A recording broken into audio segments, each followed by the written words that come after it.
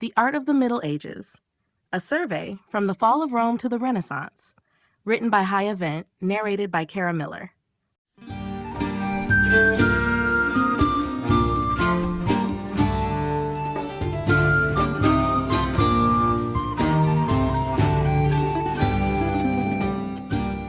Chapter 1, The Early Middle Ages, c. 500 to 1000. The early Middle Ages, often referred to as the Dark Ages, marked a period of transition and transformation in European art following the fall of the Western Roman Empire in 476 CE. As centralized authority collapsed, artistic production became fragmented, with regional styles emerging across the continent. Despite political instability, the Church played a crucial role in preserving and shaping artistic traditions, leading to a distinct fusion of Roman, Christian, and Germanic influences. Monasteries became the primary centers of artistic production, as monks dedicated themselves to copying and illuminating manuscripts. These illuminated manuscripts, such as the Book of Kells and the Lindisfarne Gospels, featured intricate interlacing patterns, vivid colors, and detailed iconography. The emphasis on symbolism over naturalism reflected the spiritual concerns of the time, with biblical scenes and saintly figures depicted in stylized, otherworldly forms. Byzantine art, with its roots in the Eastern Roman Empire, exerted a significant influence on early medieval artistic expression. The use of gold backgrounds, elongated figures, and solemn expressions in religious icons demonstrated the continuity of Roman traditions while adapting to Christian themes. Mosaics, particularly in churches such as Ravenna's San Vitale, showcased the grandeur of Byzantine influence in the West. In contrast to the refined and hierarchical aesthetics of Byzantine art, the migration and warrior cultures of the early medieval period developed their own artistic styles. The Anglo-Saxon, Celtic, and Viking artistic traditions emphasized intricate metalwork, including brooches, belt buckles, and armor adorned with complex knotwork and animal motifs. The Sutton Hoo burial, discovered in England, provides a striking example of this tradition, blending ornamental craftsmanship with symbolic meaning. Architecture during the early Middle Ages remained relatively simple compared to later developments. Many churches were built using repurposed Roman materials, leading to a mix of classical and emerging medieval styles. The basilica form persisted, though new regional variations emerged. Carolingian architecture, under the reign of Charlemagne, R. 768 to 814, sought to revive Roman grandeur while adapting it to Christian needs. The Palatine Chapel in Aachen stands as a testament to this ambition, incorporating elements of Byzantine and Roman architecture into a distinctly medieval structure. Despite its reputation as a period of decline, the early Middle Ages laid the foundation for the artistic achievements that followed. The synthesis of Roman, Christian, and Germanic influences fostered a unique visual language that would evolve over the centuries, ultimately shaping the artistic legacy of medieval Europe. The fall of Rome and its impact on art. The fall of the Western Roman Empire in 476 CE marked the end of an era and the beginning of a profound transformation in European art. As centralized governance collapsed and barbarian kingdoms took control of former Roman territories, artistic traditions shifted to reflect the new cultural and social realities of the medieval world. The grandeur of classical Roman art, with its emphasis on realism, proportion, and architectural mastery, gave way to more regionalized, symbolic, and often abstract artistic expressions influenced by emerging Christian and Germanic traditions. One of the most immediate impacts of Rome's decline was the loss of large-scale architectural projects. Roman cities, once adorned with monumental buildings, aqueducts, and elaborate sculptures, fell into disrepair as urban populations dwindled and resources became scarce. Without the patronage of the imperial government, construction slowed dramatically, and many existing structures were either repurposed or abandoned. The Roman Basilica, originally a public building used for legal and administrative purposes, became the architectural model for early Christian churches, demonstrating how remnants of the empire shaped medieval artistic development. Sculpture also saw a dramatic shift. While Roman sculptors had mastered lifelike portraiture and dynamic movement, medieval artisans moved away from naturalism, favoring more stylized and symbolic representations. This change reflected a growing emphasis on religious themes, where the goal was not to capture physical likeness, but to convey spiritual truths. Relief carvings and statues became rigid, frontal, and simplified, often emphasizing hierarchical compositions that reinforced Christian teachings. Another significant transformation occurred in the realm of painting and decorative arts. The frescoes and mosaics of late Roman villas and public spaces gradually disappeared, replaced by religious imagery designed for churches and monasteries. Gold backgrounds, flattened perspectives, and elongated figures became dominant in Christian art, particularly in regions influenced by Byzantine traditions. The iconography of Christ, the Virgin Mary, and saints took precedence over mythological or historical scenes, reflecting the cultural shift from a secular empire to a faith-driven society. At the same time, the influx of Germanic and Celtic artistic traditions introduced new forms of decoration, particularly in metalwork and manuscript illumination. The intricate patterns and interwoven designs of Anglo-Saxon and Viking art blended with Roman and Christian influences to create a distinctive medieval aesthetic. The Lindisfarne Gospels and other illuminated manuscripts from this period exemplify this fusion, combining vibrant color, geometric precision, and spiritual symbolism in ways that departed from the classical artistic ideals of Rome. Despite the collapse of Imperial Rome, its artistic legacy endured in new and unexpected ways. The medieval world, rather than simply abandoning Roman traditions, adapted and reinterpreted them, laying the foundation for the artistic innovations that would emerge throughout the Middle Ages. The role of monasticism in preserving art. In the centuries following the fall of Rome, monasticism emerged as one of the most important institutions for the preservation and creation of art. As political instability and invasions disrupted urban centers, monasteries became isolated strongholds of knowledge, faith, and artistic expression. These religious communities not only safeguarded classical traditions, but also played a crucial role in shaping medieval art, particularly through manuscript illumination, architecture, and religious iconography. One of the most significant artistic contributions of monasteries was the production of illuminated manuscripts. Monks in scriptoria, the writing rooms of monasteries, meticulously copied and decorated sacred texts, ensuring the survival of religious, philosophical, and historical works from antiquity. The Lindisfarne Gospels, the Book of Kells, and the Carolingian manuscripts from the court of Charlemagne are prime examples of this intricate art form. These manuscripts combined Roman, Celtic, and Germanic artistic influences, featuring elaborate initials, interwoven patterns, and depictions of biblical scenes in vivid colors and gold leaf. More than mere books, these illuminated works were visual representations of divine beauty, crafted with painstaking devotion. Monasteries also played a central role in preserving architectural knowledge. While the grandeur of Roman engineering had faded, monastic builders adapted classical techniques to create their own distinct structures.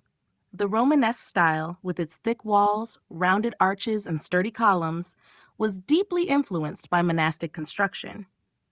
Monasteries such as Cluny in France became architectural marvels, inspiring the development of grand churches and cathedrals across medieval Europe. These structures were not only places of worship, but also centers of artistic and intellectual activity, often housing frescoes, sculpture, and decorative elements that reflected Christian themes. Religious iconography flourished within monastic settings as monks developed new artistic conventions to express theological ideas. Unlike Roman art, which emphasized naturalism, monastic art became increasingly symbolic. Figures were depicted with elongated proportions, frontal poses, and stylized features, focusing on conveying spiritual truths rather than physical realism. The influence of Byzantine art, with its gold backgrounds and solemn expressions, further shaped monastic visual traditions, reinforcing the sense of the sacred. Beyond their own artistic production, monasteries served as custodians of ancient knowledge. They preserved and recopied classical texts on art, architecture, and philosophy, ensuring that the wisdom of the past was not lost. The Carolingian Renaissance, led by Charlemagne, benefited greatly from monastic efforts, as scholars and artists sought to revive Roman artistic ideals while integrating Christian themes. Through their devotion to artistic and intellectual pursuits, monastic communities played a vital role in bridging the classical and medieval worlds. Their work not only preserved the artistic heritage of antiquity, but also laid the foundation for the rich visual culture of the Middle Ages. Byzantine influence and the continuation of Roman traditions. After the fall of the Western Roman Empire, the Eastern Roman, or Byzantine, Empire continued to thrive, preserving and evolving Roman artistic traditions. As the dominant cultural and political force in the Eastern Mediterranean, Byzantium maintained a strong connection to the classical past while infusing its art with new religious and stylistic elements. This influence extended across Europe, shaping medieval artistic developments and ensuring the survival of key Roman traditions in architecture, painting, and decorative arts. One of the most enduring legacies of Byzantine art was its emphasis on religious iconography. Unlike the naturalistic sculptures and frescoes of Rome, Byzantine artists favored a highly stylized and symbolic approach. Figures in mosaics and paintings were elongated, frontal, and often depicted with solemn expressions set against shimmering gold backgrounds that created a sense of divine presence. This aesthetic, seen in masterpieces such as the mosaics of Hagia Sophia and the Church of San Vitale in Ravenna, profoundly influenced medieval Christian art in both the East and West. The use of icons, painted images of Christ, the Virgin Mary, and saints, became a cornerstone of Byzantine religious practice, and their influence spread to regions such as Italy and the Slavic world. Byzantine architectural innovations also carried forward the grandeur of Roman engineering while adapting to new liturgical needs. The construction of Hagia Sophia in Constantinople, commissioned by Emperor Justinian in the 6th century, exemplified the empire's ability to build on Roman structural techniques. The massive central dome, supported by pendentives, created an ethereal, almost weightless effect that inspired later medieval church designs. This architectural ingenuity influenced the development of Romanesque and Gothic cathedrals in Western Europe, where builders sought to replicate the awe-inspiring spatial effects of Byzantine churches. Another significant aspect of Byzantine influence was the continuation of Roman decorative arts. Luxury items such as ivory carvings, enamel work, and silks displayed a fusion of classical motifs with Christian themes. These finely crafted objects, often commissioned for religious or imperial use, circulated throughout medieval Europe, reinforcing Byzantine artistic dominance. The Carolingian and Ottonian art movements, which sought to revive the artistic heritage of Rome, drew heavily from Byzantine styles, particularly in manuscript illumination and metalwork. Through its preservation and reinterpretation of Roman artistic traditions, the Byzantine Empire acted as a bridge between the classical and medieval worlds. Its influence extended far beyond its borders, shaping the visual language of Christian art for centuries. Even as Western Europe developed its own artistic identity, the Byzantine legacy remained a vital force in the evolution of medieval aesthetics. The rise of Christian iconography. As Christianity became the dominant faith of medieval Europe, its visual culture developed into a powerful tool for religious expression and teaching. The rise of Christian iconography was deeply influenced by the transition from Roman polytheism to monotheism, the establishment of the Church as a central authority, and the need to communicate biblical narratives to a largely illiterate population. Over time, Christian art evolved its own distinct symbols, styles, and themes, shaping the visual identity of the Middle Ages. Early Christian iconography borrowed heavily from Roman artistic traditions, but reinterpreted them to reflect new theological ideas. The naturalistic sculptures and frescoes of antiquity gave way to more symbolic representations that emphasized spirituality over physical realism. Scenes from the Old and New Testaments, such as the Nativity, Crucifixion, and Resurrection, became central subjects in painting and sculpture. Artists developed a visual language rich in allegory, where figures were often depicted with simplified forms, frontal poses, and expressive gestures to convey their divine significance. One of the most enduring symbols in Christian art was the cross, which evolved from a simple representation of Christ's sacrifice into a highly decorative and sacred motif.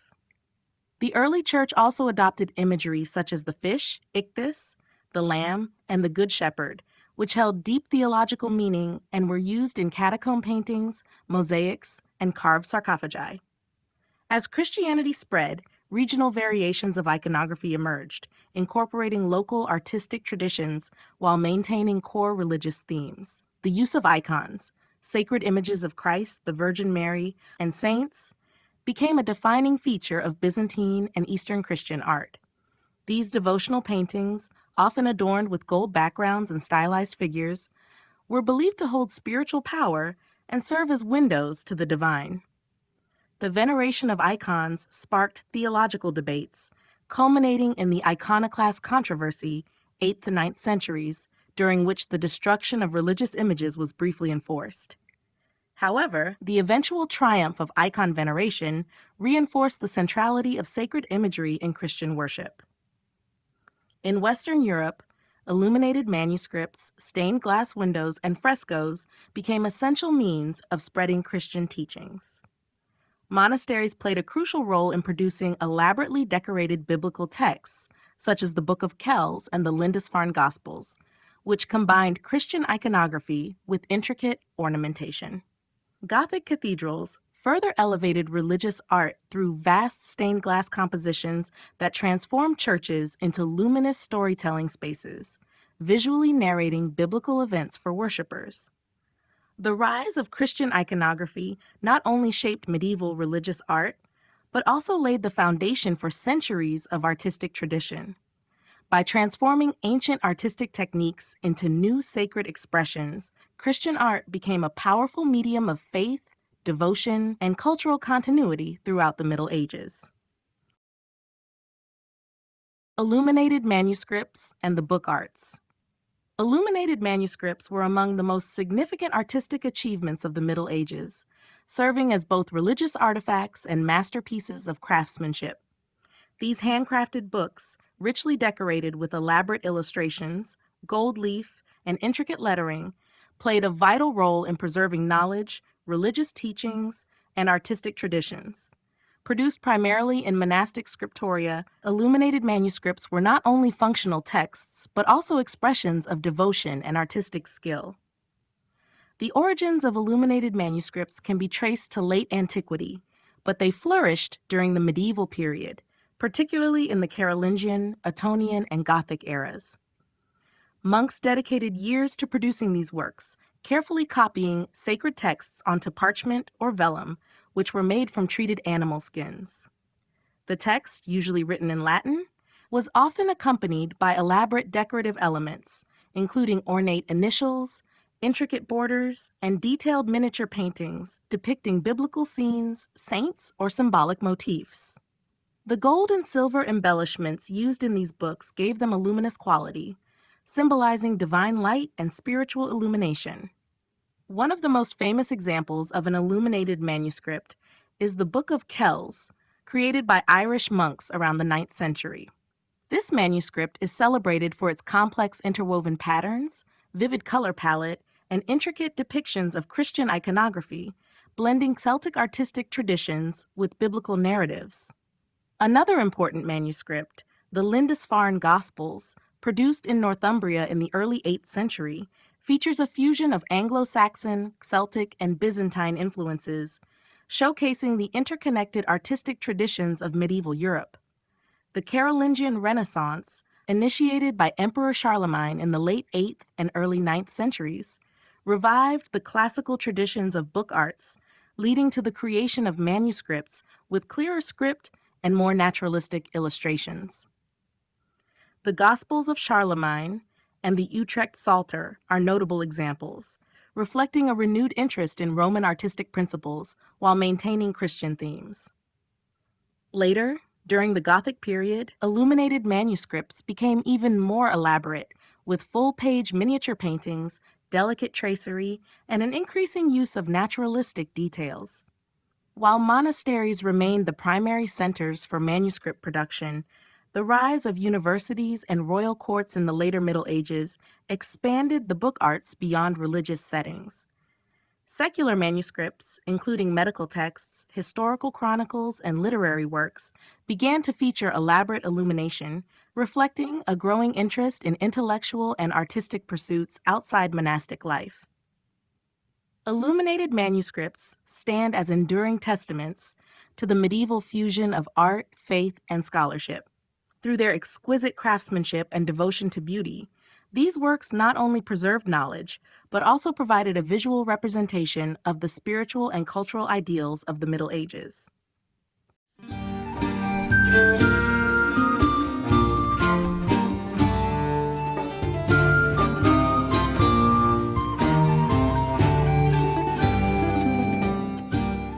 Chapter 2, Romanesque Art, c. 1000 to 1150. The Romanesque period, spanning roughly from 1000 to 1150, marked a significant transformation in medieval art and architecture. With the stabilization of European society after centuries of Viking, Magyar, and Islamic invasions, a new era of cultural and artistic flourishing emerged.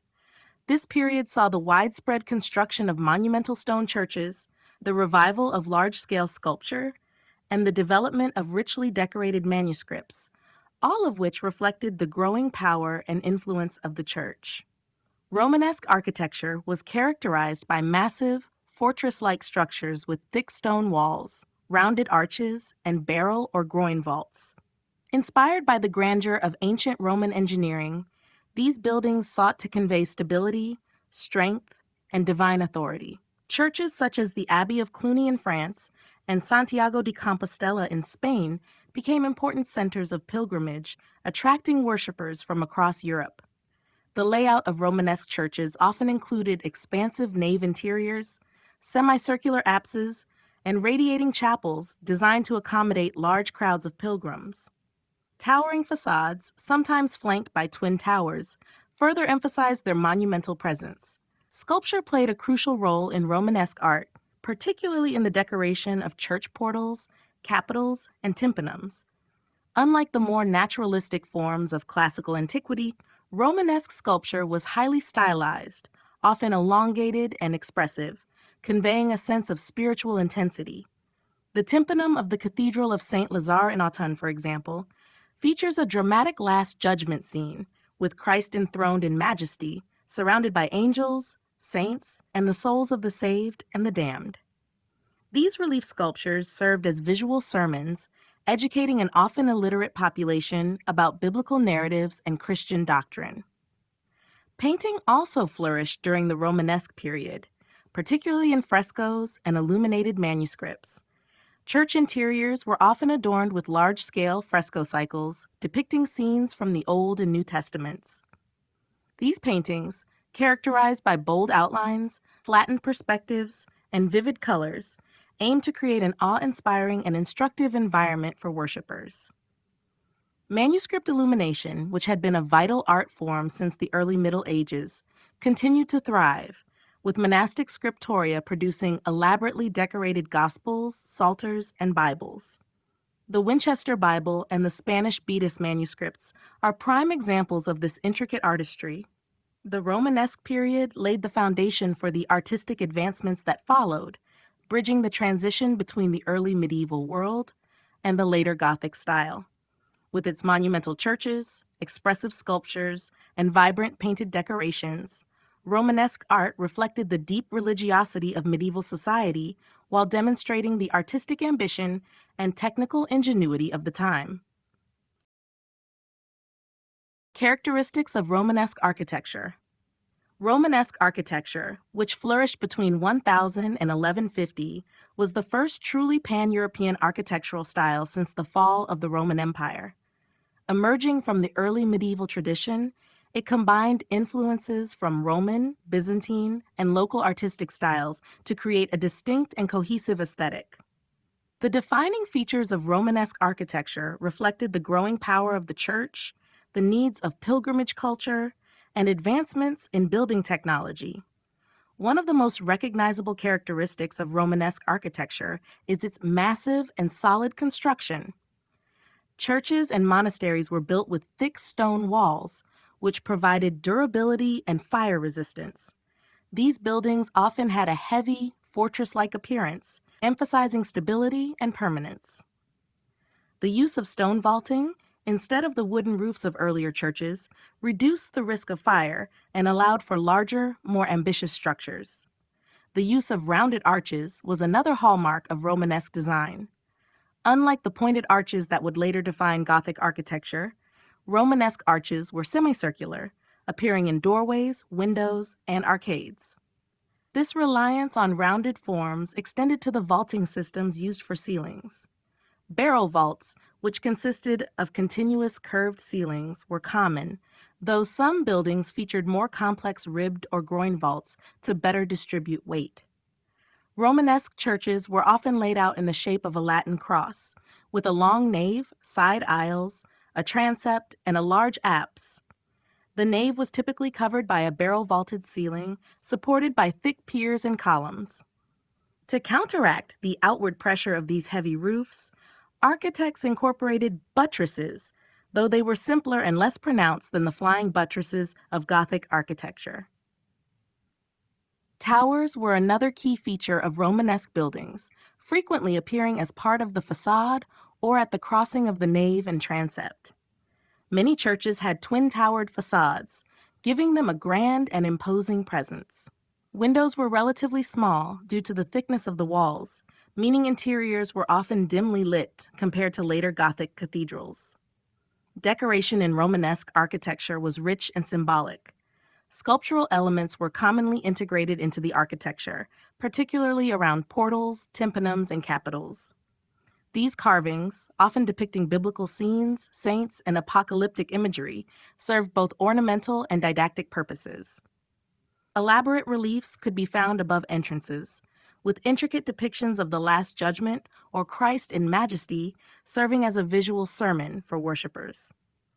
Romanesque architecture, with its monumental strength and harmonious proportions, represented a period of artistic revival and technical advancement. It laid the groundwork for the soaring innovations of the Gothic era, while embodying the deep spirituality and ambition of medieval society.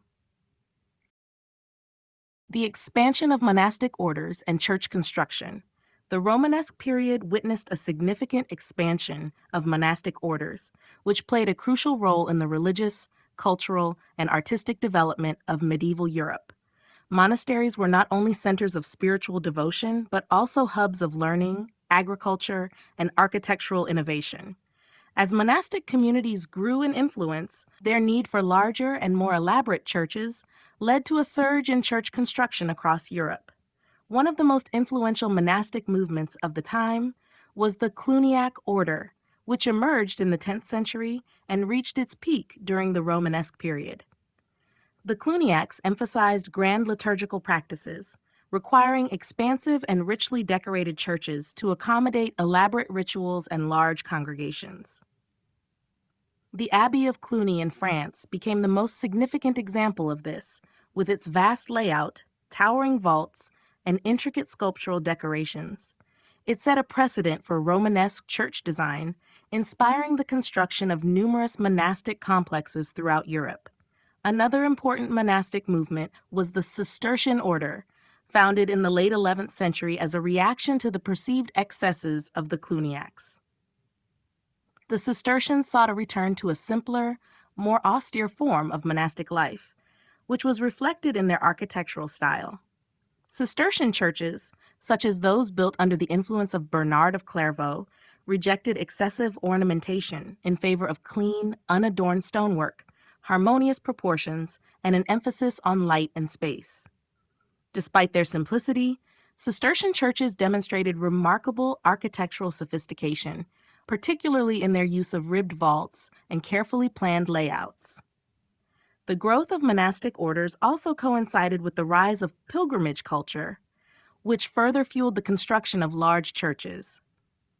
As thousands of pilgrims traveled to sacred sites, including Santiago de Compostela, churches needed to accommodate large crowds while maintaining a sense of sacredness and order. Romanesque pilgrimage churches often featured long naves, spacious transepts, and radiating chapels to allow pilgrims to venerate relics without disrupting regular services. Church construction during this period was a feat of engineering and artistic ambition.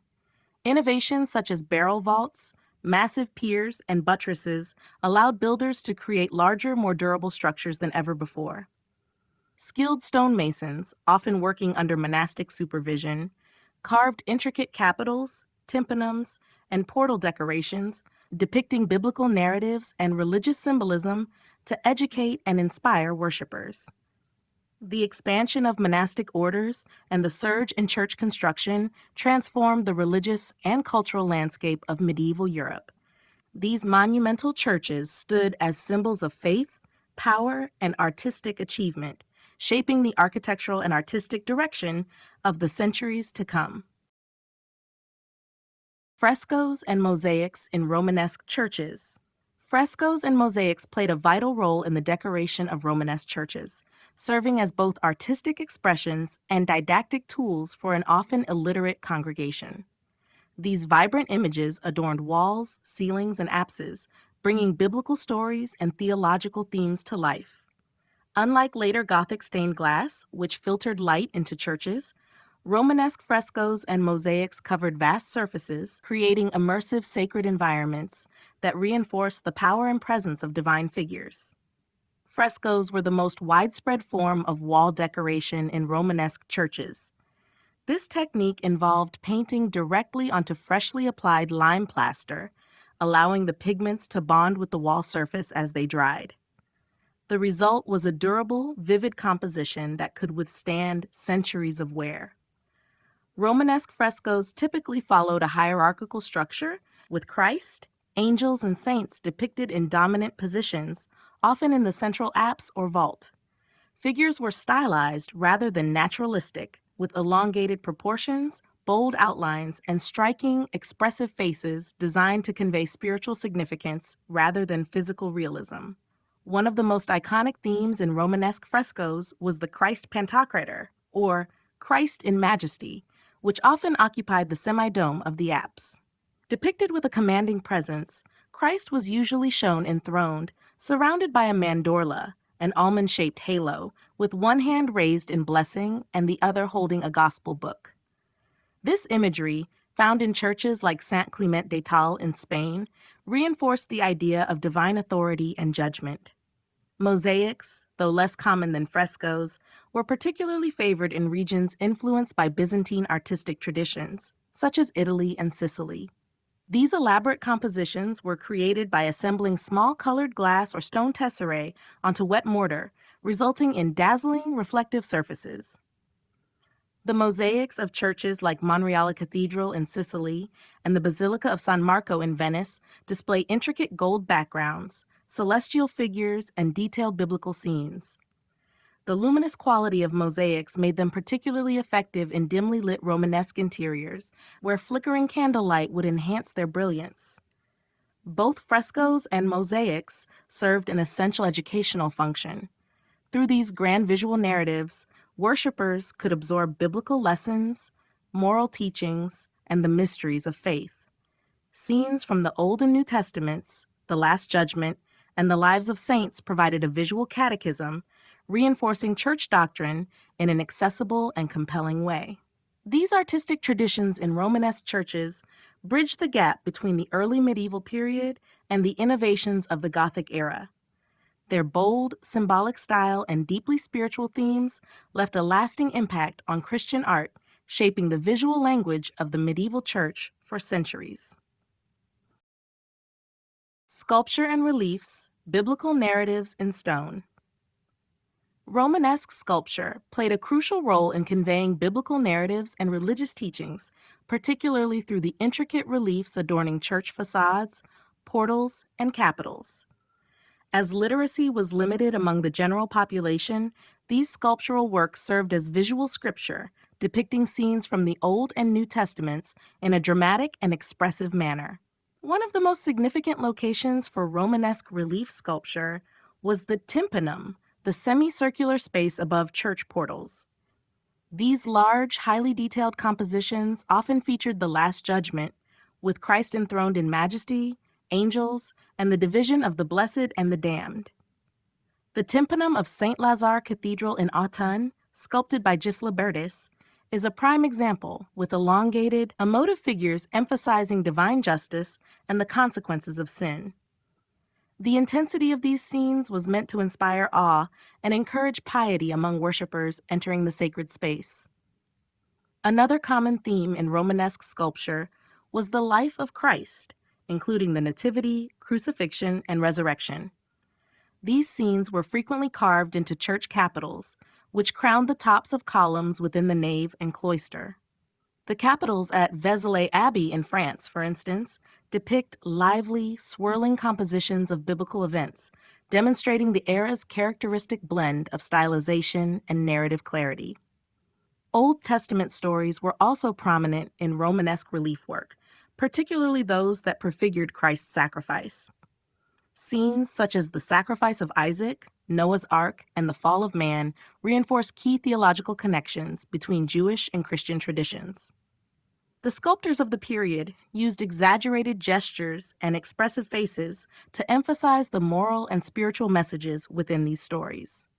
In addition to biblical narratives, Romanesque sculpture incorporated elements of Christian symbolism and medieval bestiaries. Fantastic creatures, demons, and hybrid beasts adorned capitals and doorways, serving as allegorical warnings against sin and temptation.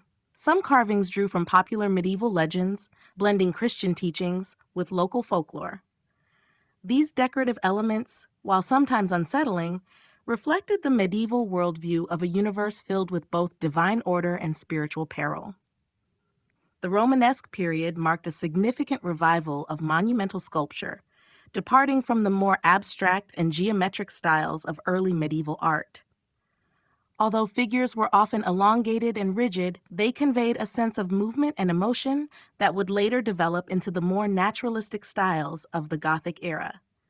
These stone narratives, carved with skill and devotion, transformed church architecture into a storytelling medium, immersing medieval viewers in the drama of salvation history and reinforcing the church's spiritual authority. Pilgrimage and the influence on artistic exchange. Pilgrimage was a defining feature of medieval religious life, and its impact on art and architecture was profound.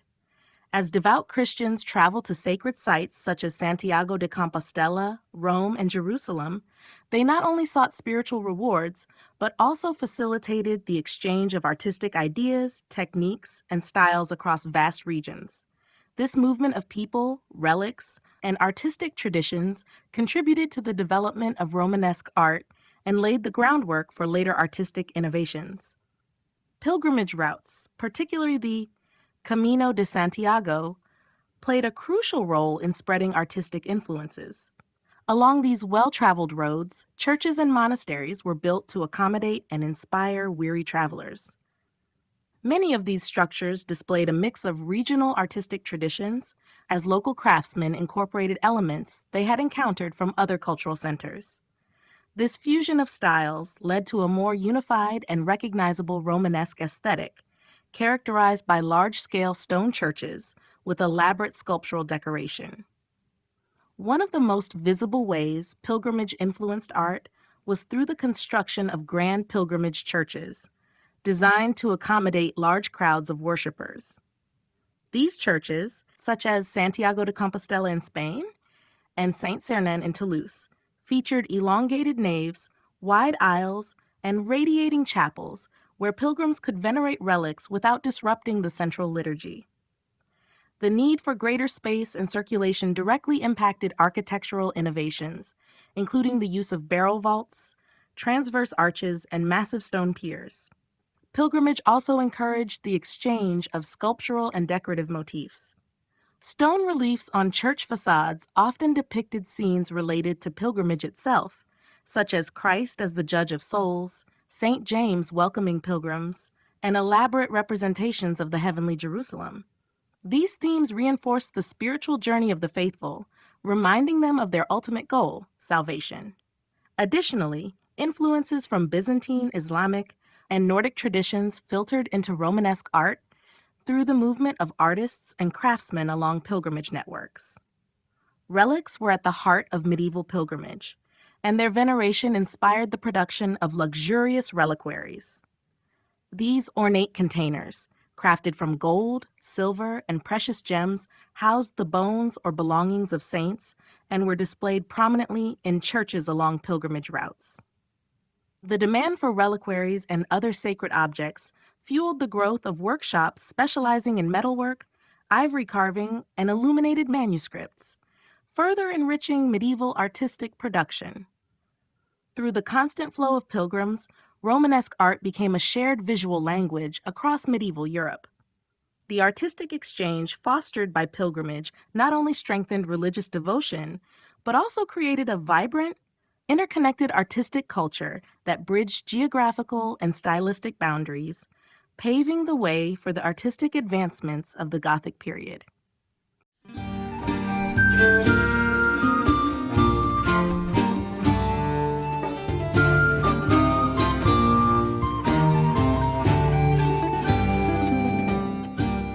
Chapter 3, Gothic Art, c. 1150 to 1400. Gothic art emerged in the mid-12th century as a dynamic and innovative movement that transformed medieval artistic expression. Originating in France and spreading across Europe, it was characterized by a shift toward greater naturalism, verticality, and an emphasis on light and space. This period saw significant advancements in architecture, sculpture, stained glass, and manuscript illumination, reflecting both theological ideals and the growing influence of urban culture. One of the most defining features of Gothic art was its architectural style, best exemplified in the great cathedrals of Europe. Buildings such as Notre Dame de Paris, Chartres Cathedral, and Reims Cathedral showcased revolutionary structural techniques, including pointed arches, ribbed vaults, and flying buttresses. These innovations allowed for taller buildings with large stained glass windows, filling sacred spaces with an ethereal glow that symbolized divine light. The increased emphasis on height and openness contrasted sharply with the solid, heavy forms of Romanesque architecture, creating an environment that inspired awe and devotion. Gothic sculpture also reflected this new artistic direction. While Romanesque figures were often rigid and stylized, Gothic sculptors introduced more lifelike proportions, fluid drapery, and expressive facial features. Portal sculptures, such as those adorning Amiens Cathedral, depicted biblical narratives with heightened emotion and naturalistic detail, making religious stories more accessible to the faithful. These figures often interacted with their surroundings, stepping out from architectural niches in a way that suggested movement and depth. Stained glass windows became a hallmark of Gothic art, transforming cathedral interiors into dazzling displays of color and storytelling. Masterpieces such as the rose windows of Chartres and the extensive glazing at Sainte-Chapelle in Paris illustrated biblical scenes, saints' lives, and complex theological messages in vibrant hues. The windows not only served a decorative function, but also acted as a medium for religious instruction, conveying sacred narratives to an audience that was largely illiterate. In addition to architecture and sculpture, Gothic painting and manuscript illumination flourished during this period. The International Gothic style, which emerged in the late 14th century, was characterized by elegant figures, rich colors, and intricate decorative patterns. Illuminated manuscripts, such as the Très Riche du Duc de Berry, showcased exquisite detail and refined compositions, reflecting the growing patronage of royal and noble courts. Gothic art represented a profound transformation in medieval artistic expression, emphasizing light, grace, and an increasing focus on human emotion. It bridged the sacred and the earthly, elevating religious experience through grandeur and beauty, while laying the foundation for the artistic developments of the Renaissance. The birth of the Gothic cathedral. The Gothic cathedral emerged in the mid-12th century as a revolutionary architectural form that redefined sacred space. Unlike the massive, fortress-like structures of the Romanesque period, Gothic cathedrals emphasized verticality, light, and intricate ornamentation. These grand edifices were not only places of worship, but also symbols of civic pride, economic prosperity, and theological ideals. The first fully realized Gothic cathedral was Saint Denis, near Paris, under the direction of Abbot Suger in the 1140s.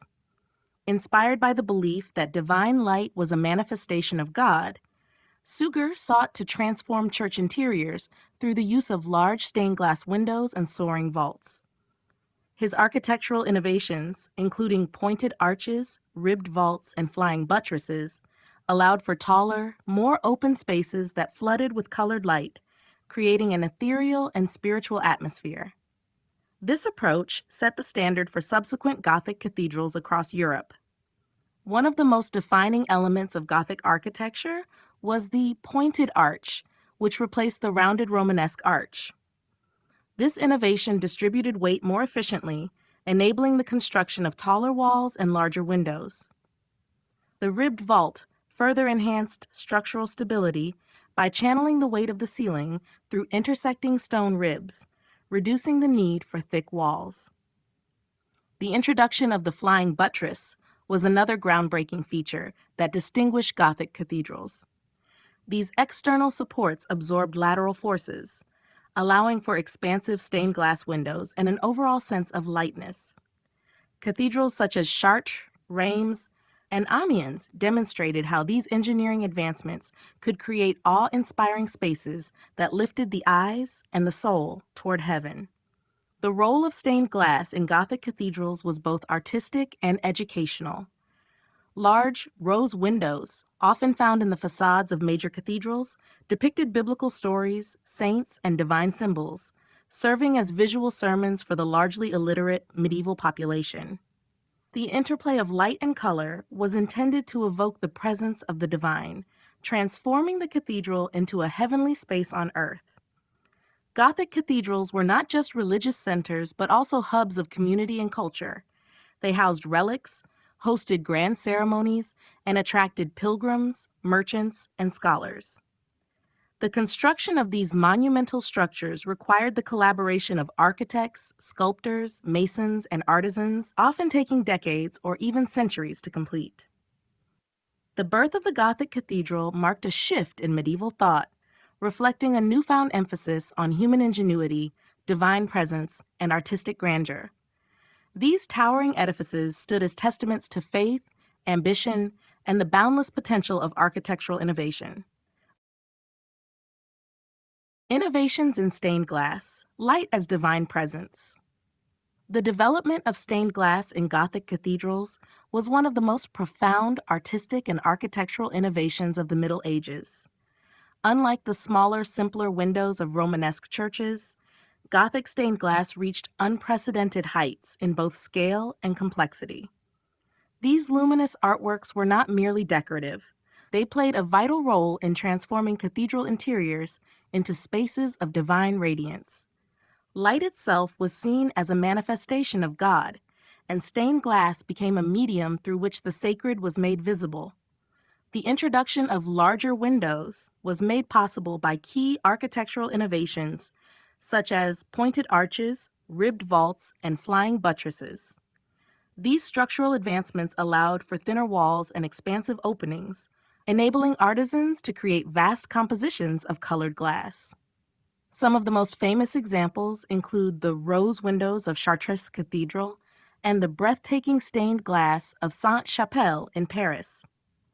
These intricate designs bathed church interiors in shifting patterns of jewel-toned light, creating an ethereal atmosphere that reinforce the spiritual experience. Medieval stained glass artists developed increasingly sophisticated techniques to achieve greater detail and depth. They used colored glass pieces joined by lead strips, a method known as cames, to construct complex images of biblical narratives, saints, and celestial visions.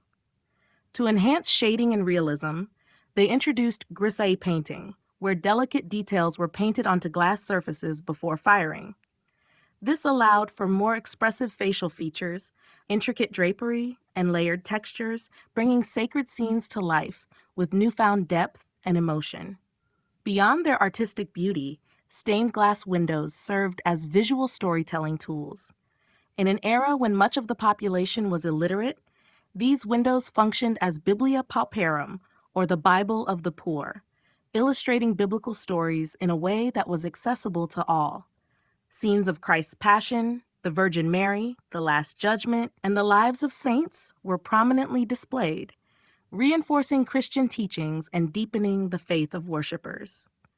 The interplay of light and color was central to medieval theology, particularly the ideas championed by Abbot Suger of St. Denis. He believed that the beauty of stained glass could elevate the soul toward God, with light serving as a divine presence within the sacred space.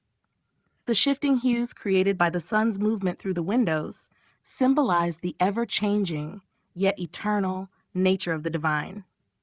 The innovations in Gothic stained glass were not only artistic achievements, but also profound expressions of medieval spirituality. These masterpieces transformed cathedrals into radiant sanctuaries, where light was no longer just an element of nature, but a tangible representation of the divine. The rise of naturalism in sculpture. The Gothic period saw a profound shift in the approach to sculpture, moving away from the rigid, stylized figures of the Romanesque era toward a greater emphasis on naturalism and human emotion. This transformation was driven by an evolving artistic vision that sought to depict the world with greater accuracy and expressiveness, reflecting both theological ideals and a growing appreciation for the beauty of the human form. One of the most striking aspects of Gothic sculpture was the increasing individualization of figures. Unlike earlier depictions, which often emphasized symbolic representation over realism, Gothic sculptures displayed more lifelike proportions, flowing drapery, and intricate facial expressions. Figures no longer appeared stiff and frontal, but rather engaged with their surroundings in more dynamic and naturalistic poses. This shift can be seen in the statues of saints, apostles, and biblical figures that adorned cathedral facades, such as those at Chartres, Reims, and Amiens. A major development in Gothic sculpture was the softening of drapery and the enhanced sense of movement. In contrast to the geometric folds of Romanesque garments, Gothic drapery cascaded in fluid lines that responded to the body underneath. Sculptors achieved this effect through deeper carving and more sophisticated modeling of surfaces, which allowed for greater depth and shadow play. This created a heightened sense of realism, making the figures appear more dynamic and relatable to viewers. Another defining feature of this period was the growing emphasis on human emotion. Gothic sculptures often conveyed tenderness, sorrow, and contemplation, reflecting a more intimate and personal connection to religious narratives. This can be seen in works such as the Visitation Group at Reims Cathedral, where the figures of Mary and Elizabeth engage in a warm, animated exchange, their faces full of gentle expression. Similarly, Pietà sculptures, depicting the Virgin Mary cradling the dead Christ, became more common, emphasizing deep sorrow and maternal devotion. Reliefs and statues were no longer just decorative elements, but also key components of architectural storytelling. Many cathedrals featured detailed tympanums above their portals, illustrating scenes of the Last Judgment, Christ's Passion, or the lives of saints. These compositions, filled with carefully crafted figures, provided a narrative and didactic function, guiding worshipers through biblical history in a visually compelling way.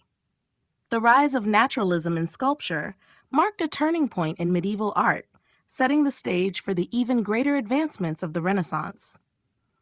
By bringing figures to life with increased realism and emotional depth, Gothic sculptors not only enhanced the visual splendor of churches, but also deepened the spiritual experience of those who gazed upon their work.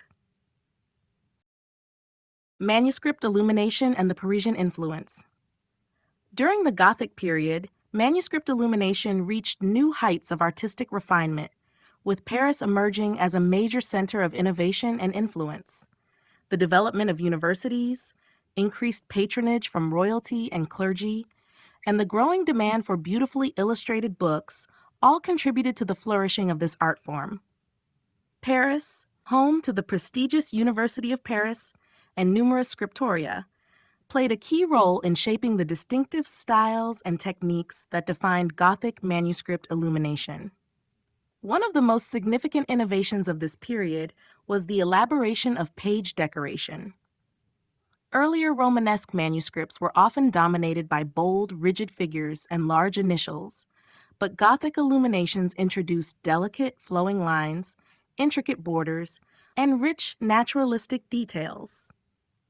Parisian artists excelled in creating illuminated books that featured refined human figures with graceful postures, expressive faces, and elaborate drapery, characteristics that set them apart from earlier traditions. The use of bright, jewel-toned colors and gold leaf enhanced the visual impact of these manuscripts, making them objects of both spiritual devotion and aesthetic admiration.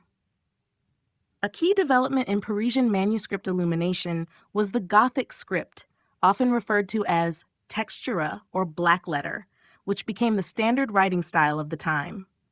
This script, with its compact and angular forms, allowed for more text to be included on each page while maintaining a formal and elegant appearance. This change in script complemented the evolving artistic style of illumination, where narrative scenes, historiated initials, and delicate marginalia became more prominent. The influence of Parisian illuminators can be seen in works such as the Bible Moralisée, a highly detailed and lavishly illustrated manuscript that combined biblical text with moral commentary. Commissioned for members of the French royal family, this manuscript showcased the extraordinary skill of Parisian artists in creating intricate compositions that blended religious themes with courtly elegance. The Book of Hours, a popular devotional text for laypeople, also became a hallmark of Parisian manuscript production, with examples such as the Triche Heur du Duc de Berry, epitomizing the refined style of Gothic illumination. Marginal decorations also became increasingly elaborate, featuring playful grotesques, whimsical animals, and detailed floral motifs that demonstrated the creativity of Gothic artists. These embellishments often served both decorative and symbolic functions, reinforcing the religious messages of the text while adding an element of visual delight. Parisian influence on manuscript illumination extended beyond France, shaping artistic traditions across Europe.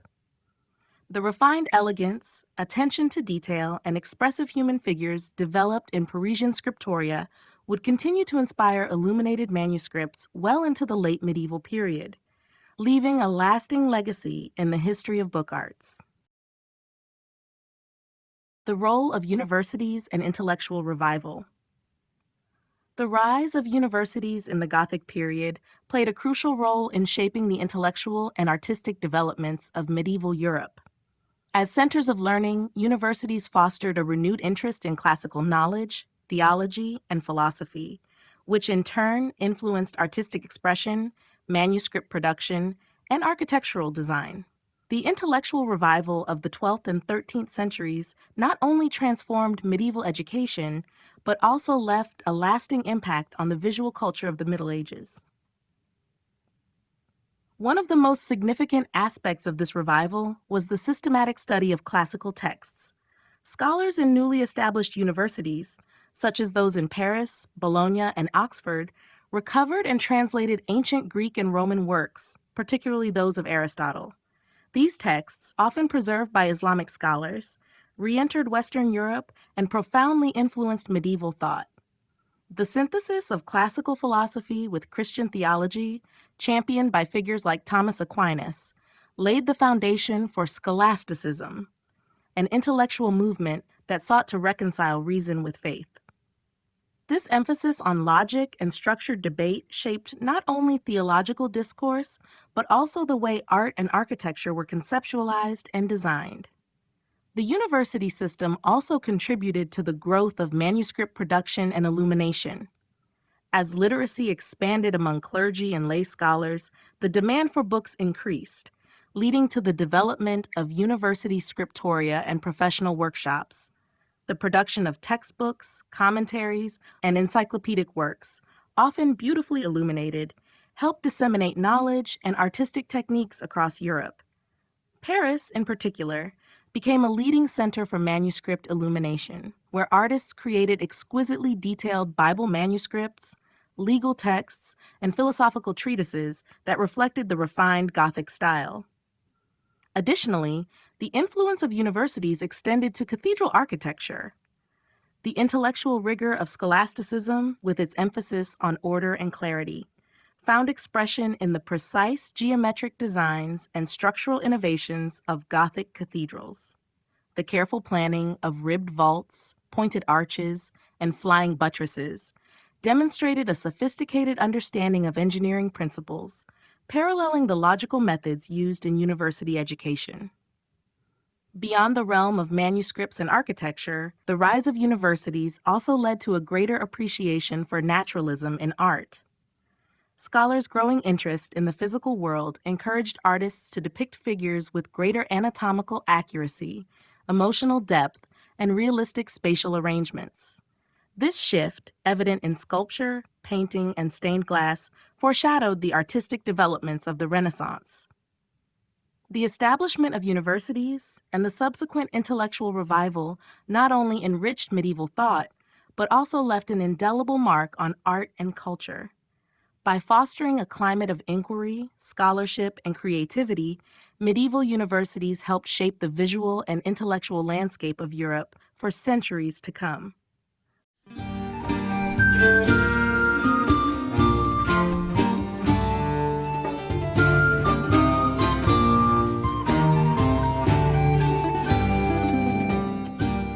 Chapter 4: Secular and Courtly Art. While much of medieval art was deeply rooted in religious themes, the later Middle Ages saw a flourishing of secular and courtly art, reflecting the tastes and aspirations of the nobility. As feudal courts became centers of culture and sophistication, artistic production expanded beyond the church to include illuminated manuscripts, tapestries, jewelry, sculpture, and decorative arts that celebrated themes of chivalry, romance, and daily life. This period saw an increased appreciation for luxury, refinement, and personal patronage, shaping the visual culture of aristocratic society. One of the most striking manifestations of courtly art was the illuminated manuscript, particularly the Book of Hours, a personal devotional book commissioned by wealthy patrons. These manuscripts, often adorned with gold leaf, elaborate borders, and naturalistic miniatures, reflected the patron's status while also incorporating elements of courtly life, heraldry, and secular imagery. The Très Riche du Duc de Berry, created for the Duke of Berry in the early 15th century, is a prime example of this trend, featuring detailed calendar pages that depict aristocratic leisure activities alongside religious devotion. Tapestries also played a significant role in secular artistic expression. Lavishly woven and intricately designed, tapestries were both functional and decorative, used to insulate castle walls while showcasing wealth and prestige. The Hunt of the Unicorn and The Lady and the Unicorn series are famous examples, depicting themes of chivalric adventure, courtly love, and allegorical symbolism. These textile masterpieces provided vivid narratives that celebrated the ideals of the aristocracy while displaying technical skill and artistic creativity. Courtly sculpture and decorative arts also flourished, particularly in the form of ivory carvings, jewelry, and metalwork. Small-scale sculptures, such as mirror cases, combs, and caskets, often featured finely detailed scenes of romantic encounters, mythological figures, and tales of knighthood, appealing to the tastes of the nobility. Precious materials such as gold, enamel, and gemstones were used to create opulent objects that reinforced social status and power. The growth of secular art was also evident in courtly portraiture, which gained popularity among the nobility. While earlier medieval art focused primarily on religious figures, later medieval portraiture began to emphasize individual identity, fashion, and the refinement of aristocratic figures. This shift reflected an increasing awareness of personal legacy and self-representation, a trend that would continue into the Renaissance. Secular and courtly art of the Middle Ages provided a glimpse into the luxurious and sophisticated world of the medieval elite. Through illuminated manuscripts, tapestries, sculpture, and portraiture, these artworks celebrated themes of romance, power, and aristocratic identity, marking an important evolution in medieval artistic expression. The growth of royal and aristocratic patronage. As medieval Europe evolved, the patronage of art extended beyond the church to include royalty and the aristocracy, leading to a flourishing of secular artistic expression. Kings, queens, and noble families sought to demonstrate their power, wealth, and cultural sophistication through commissioned works of art, which ranged from illuminated manuscripts and tapestries to grand palaces, sculptures, and decorative objects. This shift in patronage significantly shaped the development of medieval art, emphasizing themes of chivalry, courtly love, heraldry, and personal legacy. One of the most prominent forms of aristocratic patronage was the commissioning of illuminated manuscripts, particularly books of hours, chivalric romances, and historical chronicles. These exquisitely crafted books were not only devotional objects, but also status symbols, often featuring elaborate gold leaf, intricate borders, and personalized heraldic imagery. The Très-Riche du Duc de Berry, a masterpiece of the late Middle Ages, exemplifies this trend, blending religious devotion with detailed depictions of noble life, leisure, and feudal landscapes. Royal and noble patrons also played a crucial role in the expansion of tapestry production, which became a defining artistic medium of the medieval court.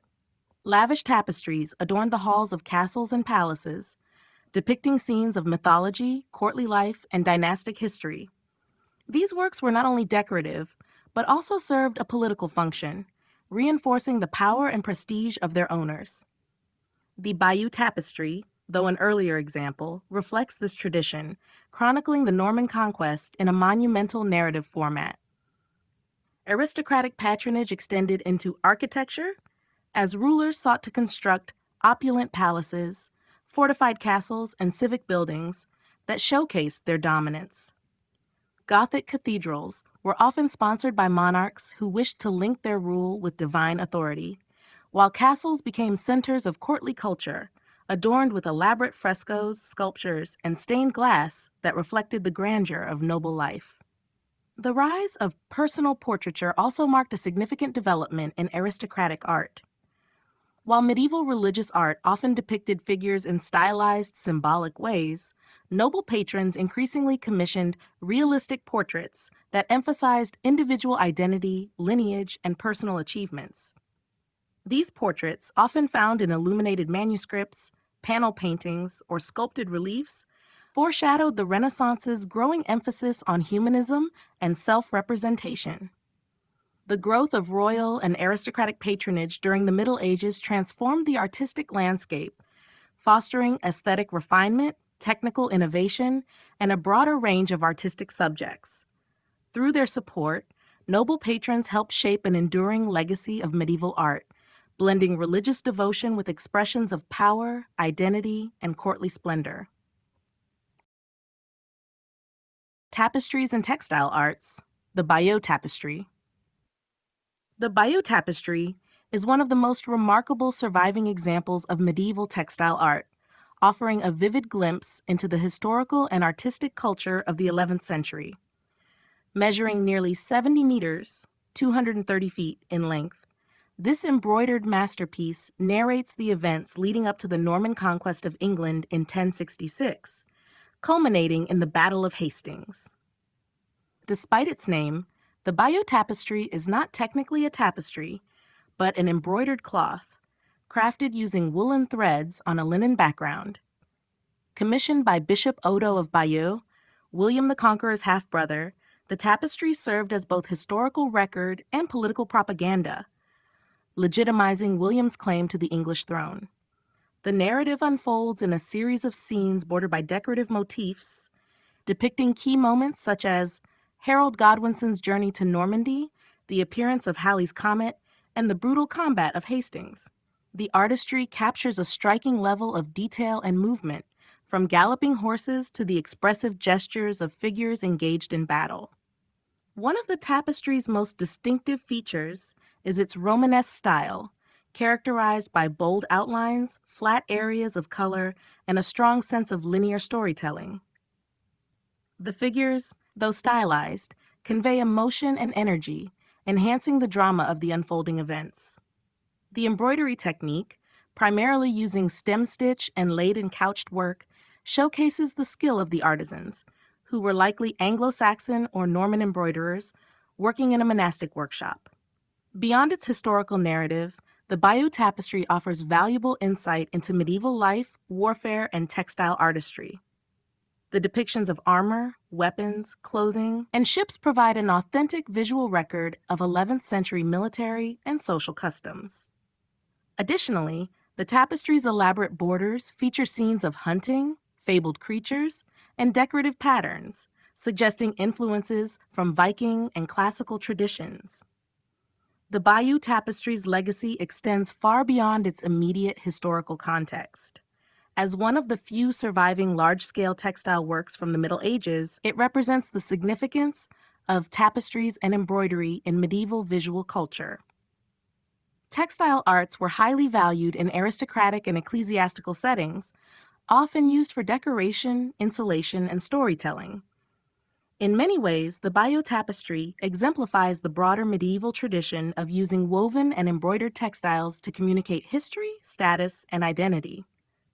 Today, the tapestry is carefully preserved in the Bayeux Museum in France, remaining a priceless artifact of medieval European art and history. Its enduring appeal lies in its unique combination of artistic craftsmanship, documentary value, and powerful storytelling, making it one of the most celebrated works of the Middle Ages. Courtly love and chivalric themes in art. During the High and Late Middle Ages, the concept of courtly love and the ideals of chivalry became central themes in European art and literature. These themes, deeply rooted in the feudal and aristocratic culture of the time, celebrated the refinement, honor, and romantic devotion of knights and noblewomen.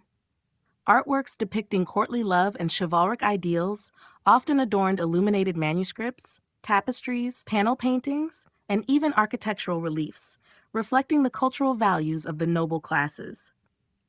Courtly love, known as fin amour, was a highly stylized and often idealized form of romantic admiration, typically between a knight and a noblewoman who was often married to another. This theme was popularized by troubadour poetry and medieval romances, which glorified the virtues of loyalty, secrecy, and unattainable love. Artistic depictions of these themes often featured scenes of knights presenting gifts or tokens to their beloved, couples engaging in refined conversation, or noblewomen bestowing their favor upon their champions before a tournament.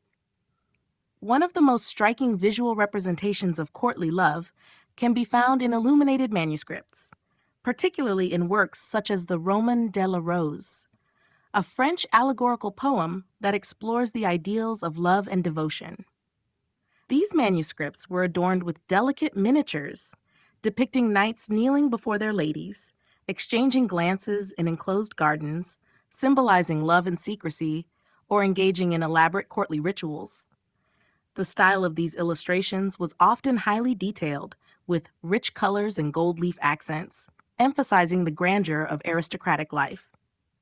Tapestries, such as the famous Lady and the Unicorn series, also reflected themes of chivalry and love. These large textile works, commissioned for noble households, often depicted scenes of courtly romance, with knights and ladies in elaborate clothing surrounded by lush landscapes. The presence of symbolic animals, such as unicorns, representing purity and desire, further reinforced the ideals of love and virtue. Chivalric themes extended beyond romantic love to emphasize valor, honor, and the knightly code. Panel paintings and frescoes often depicted knights in shining armor, engaged in tournaments, battles, or noble quests, reinforcing their role as protectors of Christian values and noble ideals.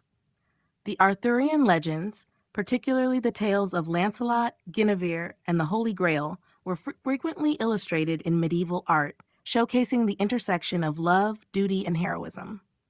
Ultimately, the portrayal of courtly love and chivalric ideals in medieval art served not only as entertainment, but also as a means of reinforcing social norms within the noble class. These images provided a model of refined behavior and moral conduct, emphasizing the importance of devotion, honor, and romantic longing in aristocratic society. Heraldry and the artistic expression of nobility.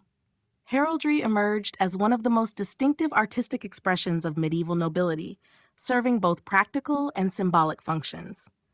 Initially developed as a means of identifying knights on the battlefield, coats of arms evolved into intricate visual representations of lineage, status, and allegiance. By the High Middle Ages, heraldic designs became a sophisticated form of artistic expression, appearing on shields, banners, armor, manuscripts, and even architecture. At its core, heraldry was a system of visual symbols governed by strict rules, ensuring that each coat of arms was unique to its bearer. The primary components of a coat of arms included the shield, escutcheon, which bore the central design, and various charges, such as animals, crosses, or geometric patterns, each carrying specific meanings. Colors, known as tinctures, followed a distinct palette. Metals like gold, ore and silver, argent, along with colors such as red, gules, blue, azure, green, vert, and black, sable. The arrangement of these elements followed a carefully established heraldic code, ensuring consistency across generations. The artistic significance of heraldry extended beyond the battlefield. Noble families incorporated their coats of arms into their castle walls, tomb effigies, stained glass windows, and illuminated manuscripts, reinforcing their status and legacy. Manuscripts such as armorials, which documented noble coats of arms, became elaborate works of art, often featuring gilded embellishments and finely detailed illustrations. These books not only recorded noble genealogies, but also served as propaganda tools, demonstrating alliances and noble achievements. Tournaments and ceremonies provided another venue for heraldic display. Jousting knights adorned their shields, surcoats, and horse trappings with their coats of arms, ensuring their recognition in competitions. Heraldic banners and standards lined grand halls and churches, marking noble patronage and reinforcing dynastic pride. Kings and high-ranking nobles often granted coats of arms to their vassals, solidifying their influence through this visual language of power. The influence of heraldry extended into personal and civic identity. As the practice expanded beyond the aristocracy, guilds, towns, and even clergy adopted coats of arms, incorporating symbols relevant to their trade or religious devotion. This widespread use solidified heraldry's role as an enduring form of medieval artistic expression. By the late Middle Ages, heraldry had become a deeply ingrained aspect of noble identity, blending art, tradition, and social hierarchy into a unified visual language. More than just decoration, it was a means of storytelling, each shield, crest, and emblem carrying a narrative of honor, lineage, and prestige that would endure for centuries. The role of art in medieval festivities and pageantry. Art played a crucial role in the grand festivities and public spectacles of the Middle Ages, transforming celebrations into visually stunning experiences that reflected the power, beliefs, and traditions of medieval society. Whether through elaborately decorated banners, intricately designed costumes, or impressive temporary structures, artistic expression was central to the grandeur of tournaments, religious feasts, royal coronations, and civic celebrations. One of the most spectacular displays of medieval artistry was found in tournaments, which were not only contests of skill, but also theatrical events infused with heraldic imagery and pageantry. Knights adorned in colorful, meticulously designed armor carried shields emblazoned with their coats of arms, while jousting arenas were draped with elaborate tapestries and banners that reflected noble lineages. These events often featured triumphal arches and decorative pavilions, showcasing the wealth and artistic patronage of their sponsors. Religious festivals were another setting where art played a central role. Large-scale processions featured illuminated manuscripts, painted altarpieces, and sculptures carried through the streets, providing both a devotional and aesthetic experience for the public. Mystery plays, performed in town squares or church courtyards, brought biblical stories to life through elaborate stage sets, painted backdrops, and intricately designed costumes that enhanced the spectacle of sacred narratives. These performances blurred the lines between religious devotion and theatrical artistry, making religious stories accessible to all social classes. Royal and civic celebrations further highlighted the intersection of art and festivity. Coronations, royal weddings, and victory processions were adorned with grand visual elements, including gold-gilded banners, embroidered garments, and richly decorated carriages. Towns constructed elaborate arches and sculptures along parade routes, sometimes commissioning painters to create temporary murals or frescoes to honor visiting dignitaries. The blending of architecture, sculpture, and painting in these festivities reinforced the ruler's divine right and the city's prosperity. Guilds and merchant associations also contributed to the visual splendor of medieval festivities. Their involvement in processions included elaborately designed floats representing their trades, decorated with carved figures, textiles, and painted panels that celebrated their craftsmanship. These displays not only entertained but also reinforced the economic and cultural significance of artisans in medieval society.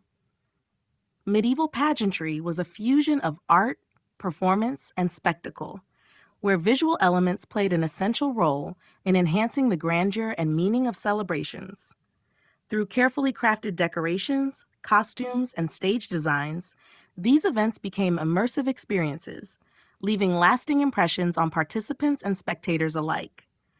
Art not only adorned medieval festivities but also deepened their impact, turning them into powerful expressions of identity, faith, and social hierarchy.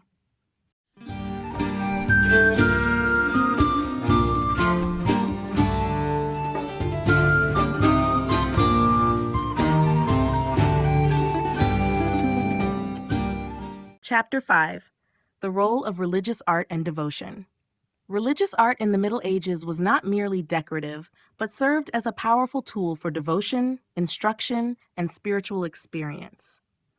Whether through monumental church architecture, painted altarpieces, or small personal devotional objects, artistic expression played a central role in shaping medieval religious life.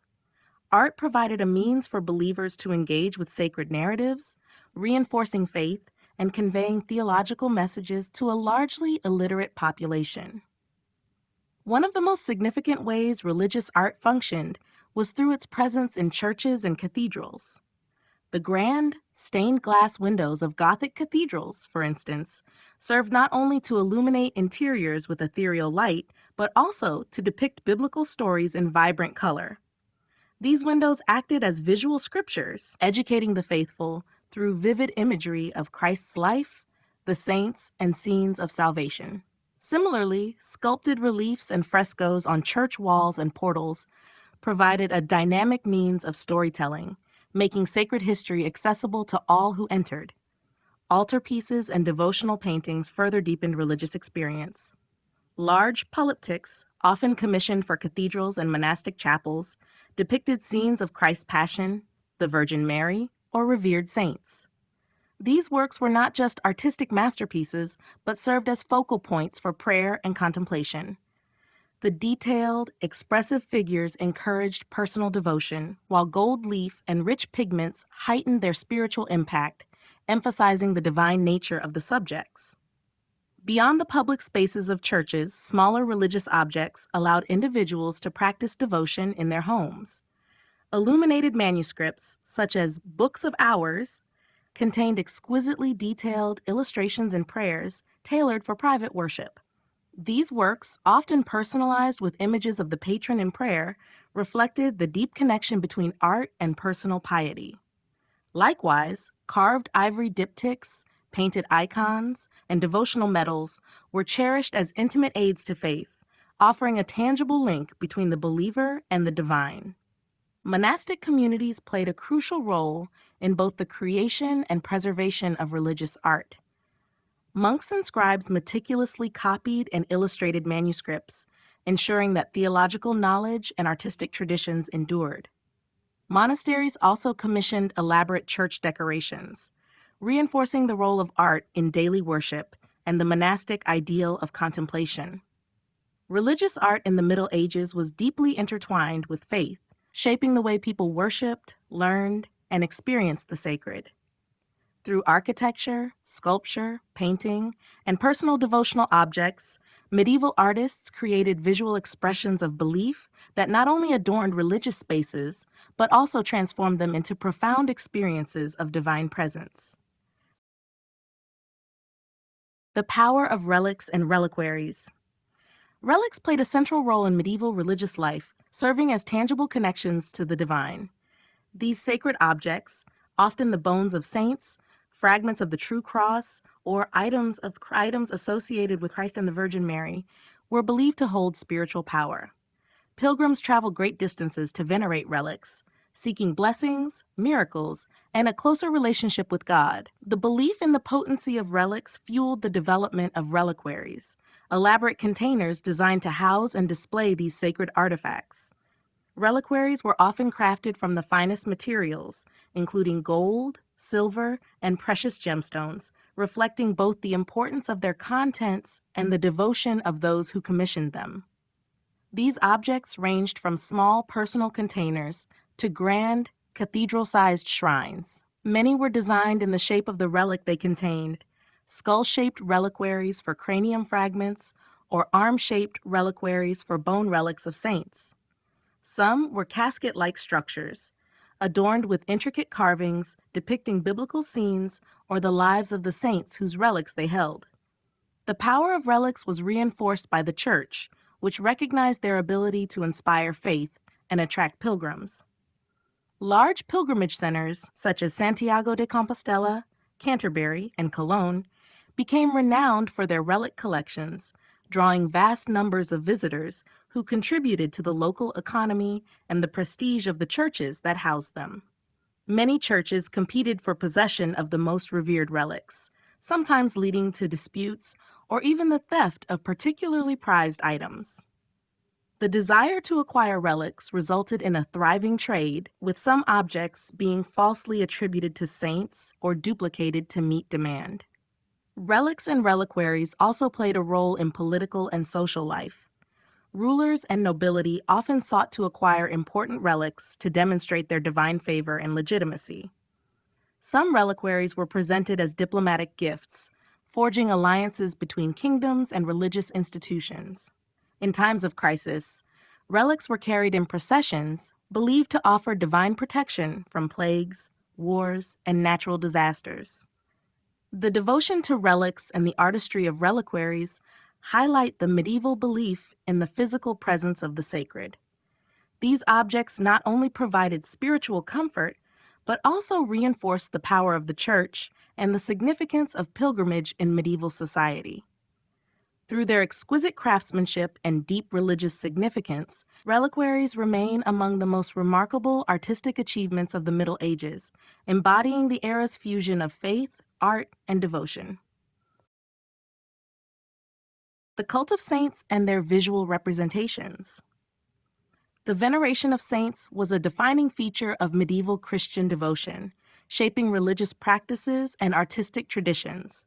Saints were seen as intercessors between the earthly and divine realms, offering protection, guidance, and miracles to the faithful. Their cults grew around their lives, deeds, and martyrdoms, with local and universal saints gaining dedicated followings. This deep reverence inspired a rich visual culture that sought to depict saints in ways that emphasized their holiness, virtues, and miraculous powers. Art played a crucial role in fostering the cult of saints.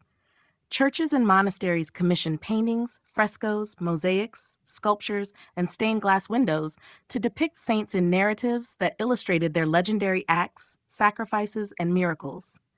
These images were not mere decorations. They served as devotional aids, helping worshipers connect with the saints and reinforcing the stories of their sanctity. The artistic representations varied across regions, but often followed symbolic conventions that made each saint recognizable. Saint Peter with his keys, Saint Catherine with a wheel, or Saint Sebastian pierced by arrows. Reliquaries, often exquisitely crafted, further emphasized the presence of saints in religious spaces. Containing fragments of their remains or personal belongings, these objects were treated with the utmost reverence. They were sometimes shaped to resemble the saint or a part of their body, such as a hand or a head, emphasizing the physical connection between the relic and its veneration. The artistic embellishment of reliquaries using gold, silver, and gemstones reflected the sanctity of their contents and underscored the importance of the saint to the community. Large-scale altarpieces and illuminated manuscripts also contributed to the visual culture of saintly devotion.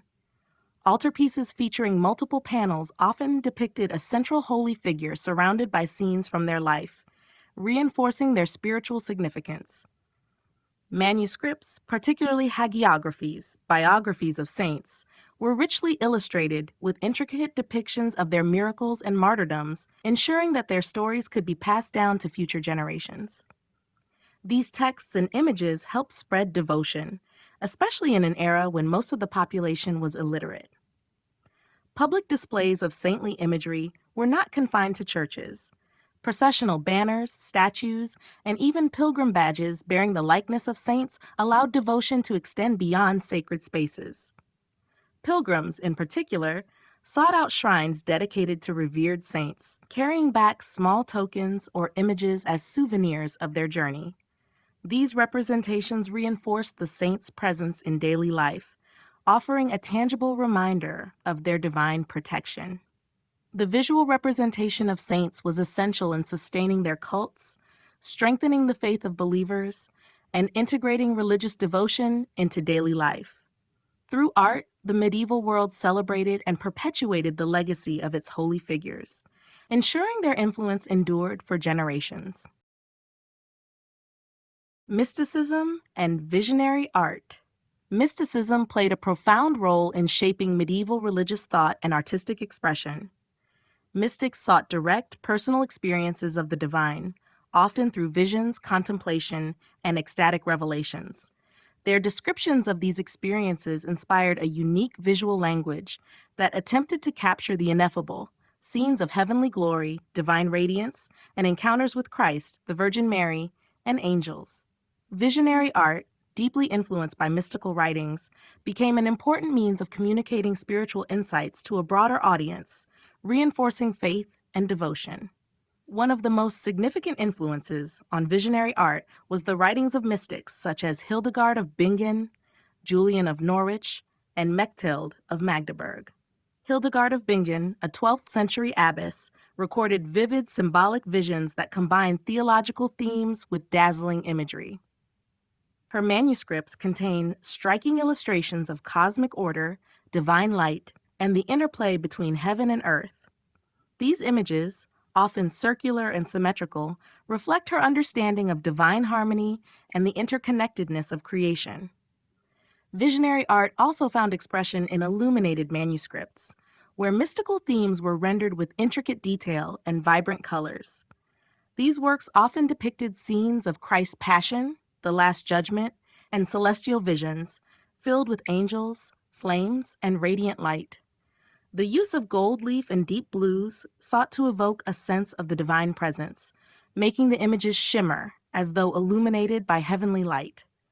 Such manuscripts served as devotional aids, helping readers meditate on the mysteries of faith. Stained glass windows, particularly in Gothic cathedrals, became another medium for visionary representation. Light, a central metaphor in mystical thought, was used symbolically in cathedral windows to create an ethereal atmosphere. The windows often depicted biblical revelations, saints receiving visions, and divine apparitions, reinforcing the idea that sacred spaces were portals to the divine. The changing light throughout the day added a dynamic, almost supernatural quality to these images, enhancing their spiritual impact. Mysticism also influenced monumental religious paintings and altarpieces. Artists sought to depict the intensity of mystical experiences by using dramatic compositions, elongated figures, and expressive gestures. The works of late medieval painters, such as Giotto and Fra Angelico, captured moments of divine encounter with a newfound emotional depth, emphasizing the personal, transformative nature of mystical visions.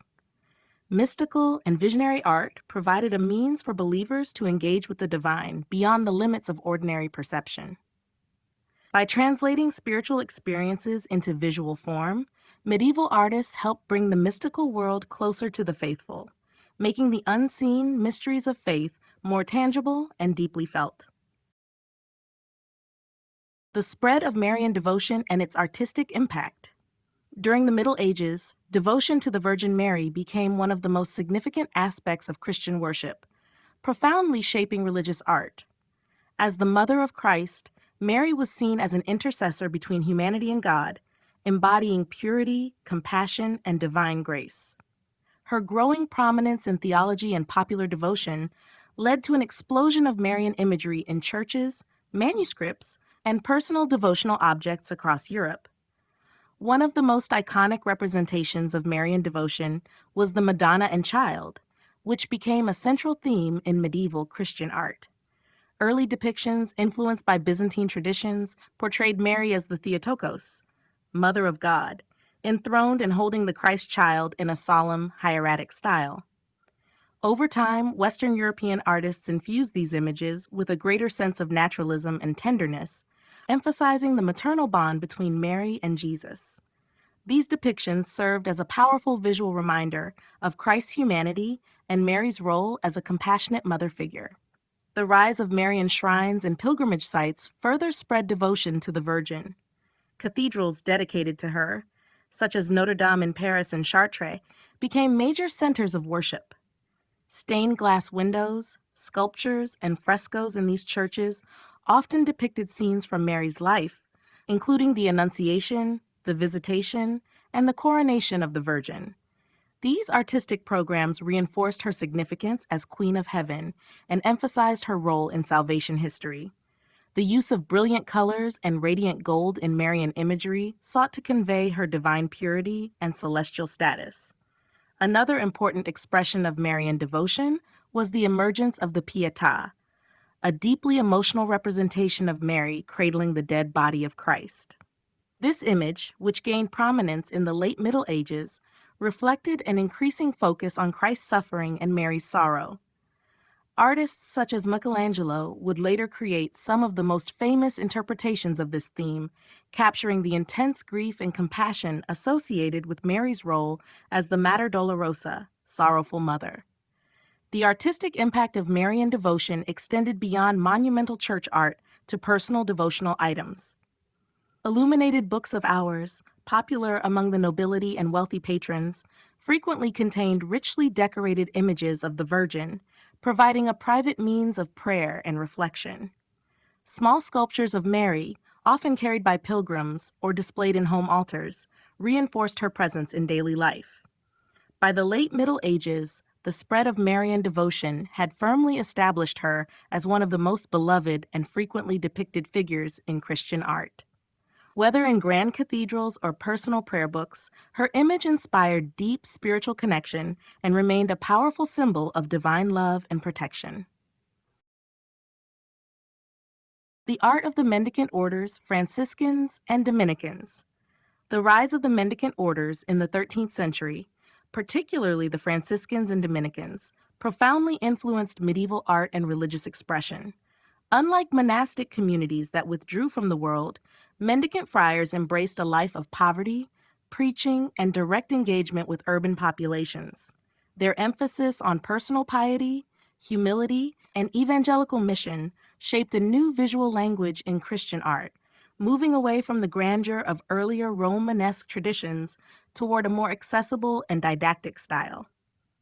The Franciscans, founded by Saint Francis of Assisi in 1209, placed great importance on Christ's humanity, especially his suffering and compassion. This focus led to a rise in emotionally evocative imagery that sought to inspire devotion. The crucifixion, for example, became a central motif in Franciscan art, often depicted with heightened realism and dramatic expressions. Giotto's frescoes in the Basilica of St. Francis in Assisi exemplify this new approach, showcasing naturalistic figures, expressive gestures, and a narrative clarity that deeply engaged viewers. St. Francis himself became a frequent subject in art, depicted receiving the stigmata or preaching to the birds, reinforcing his connection to Christ and nature. The Dominicans, founded by Saint Dominic in 1216, emphasized theological scholarship and the defense of Orthodox faith. Their approach to art was more intellectual, serving as a means of teaching Christian doctrine. Gothic church interiors, particularly those built by the Dominicans, were often more austere than their Franciscan counterparts, designed to create a space of contemplation rather than overwhelming visual splendor. However, Dominican patronage contributed to the development of some of the most intricate and symbolically rich altarpieces and fresco cycles. Artists like Fra Angelico, a Dominican friar himself, produced works that combined spiritual intensity with technical brilliance, such as his Annunciation fresco in the convent of San Marco. The mendicant orders also played a crucial role in the evolution of panel painting and devotional imagery. As they sought to connect with urban lay audiences, they commissioned portable altarpieces and devotional paintings that could be used in churches, homes, and processions. These works often depicted Christ, the Virgin Mary, and the saints in intimate, humanized forms, encouraging personal devotion. Additionally, the rise of narrative cycles, such as the life of St. Francis, reflected the mendicants' desire to make religious stories more accessible to the faithful. By fostering a more emotional and instructive style, the Franciscans and Dominicans transformed medieval art, paving the way for the Renaissance's heightened naturalism and focus on individual experience. Their artistic legacy endures as a testament to their spiritual mission and their profound impact on religious imagery.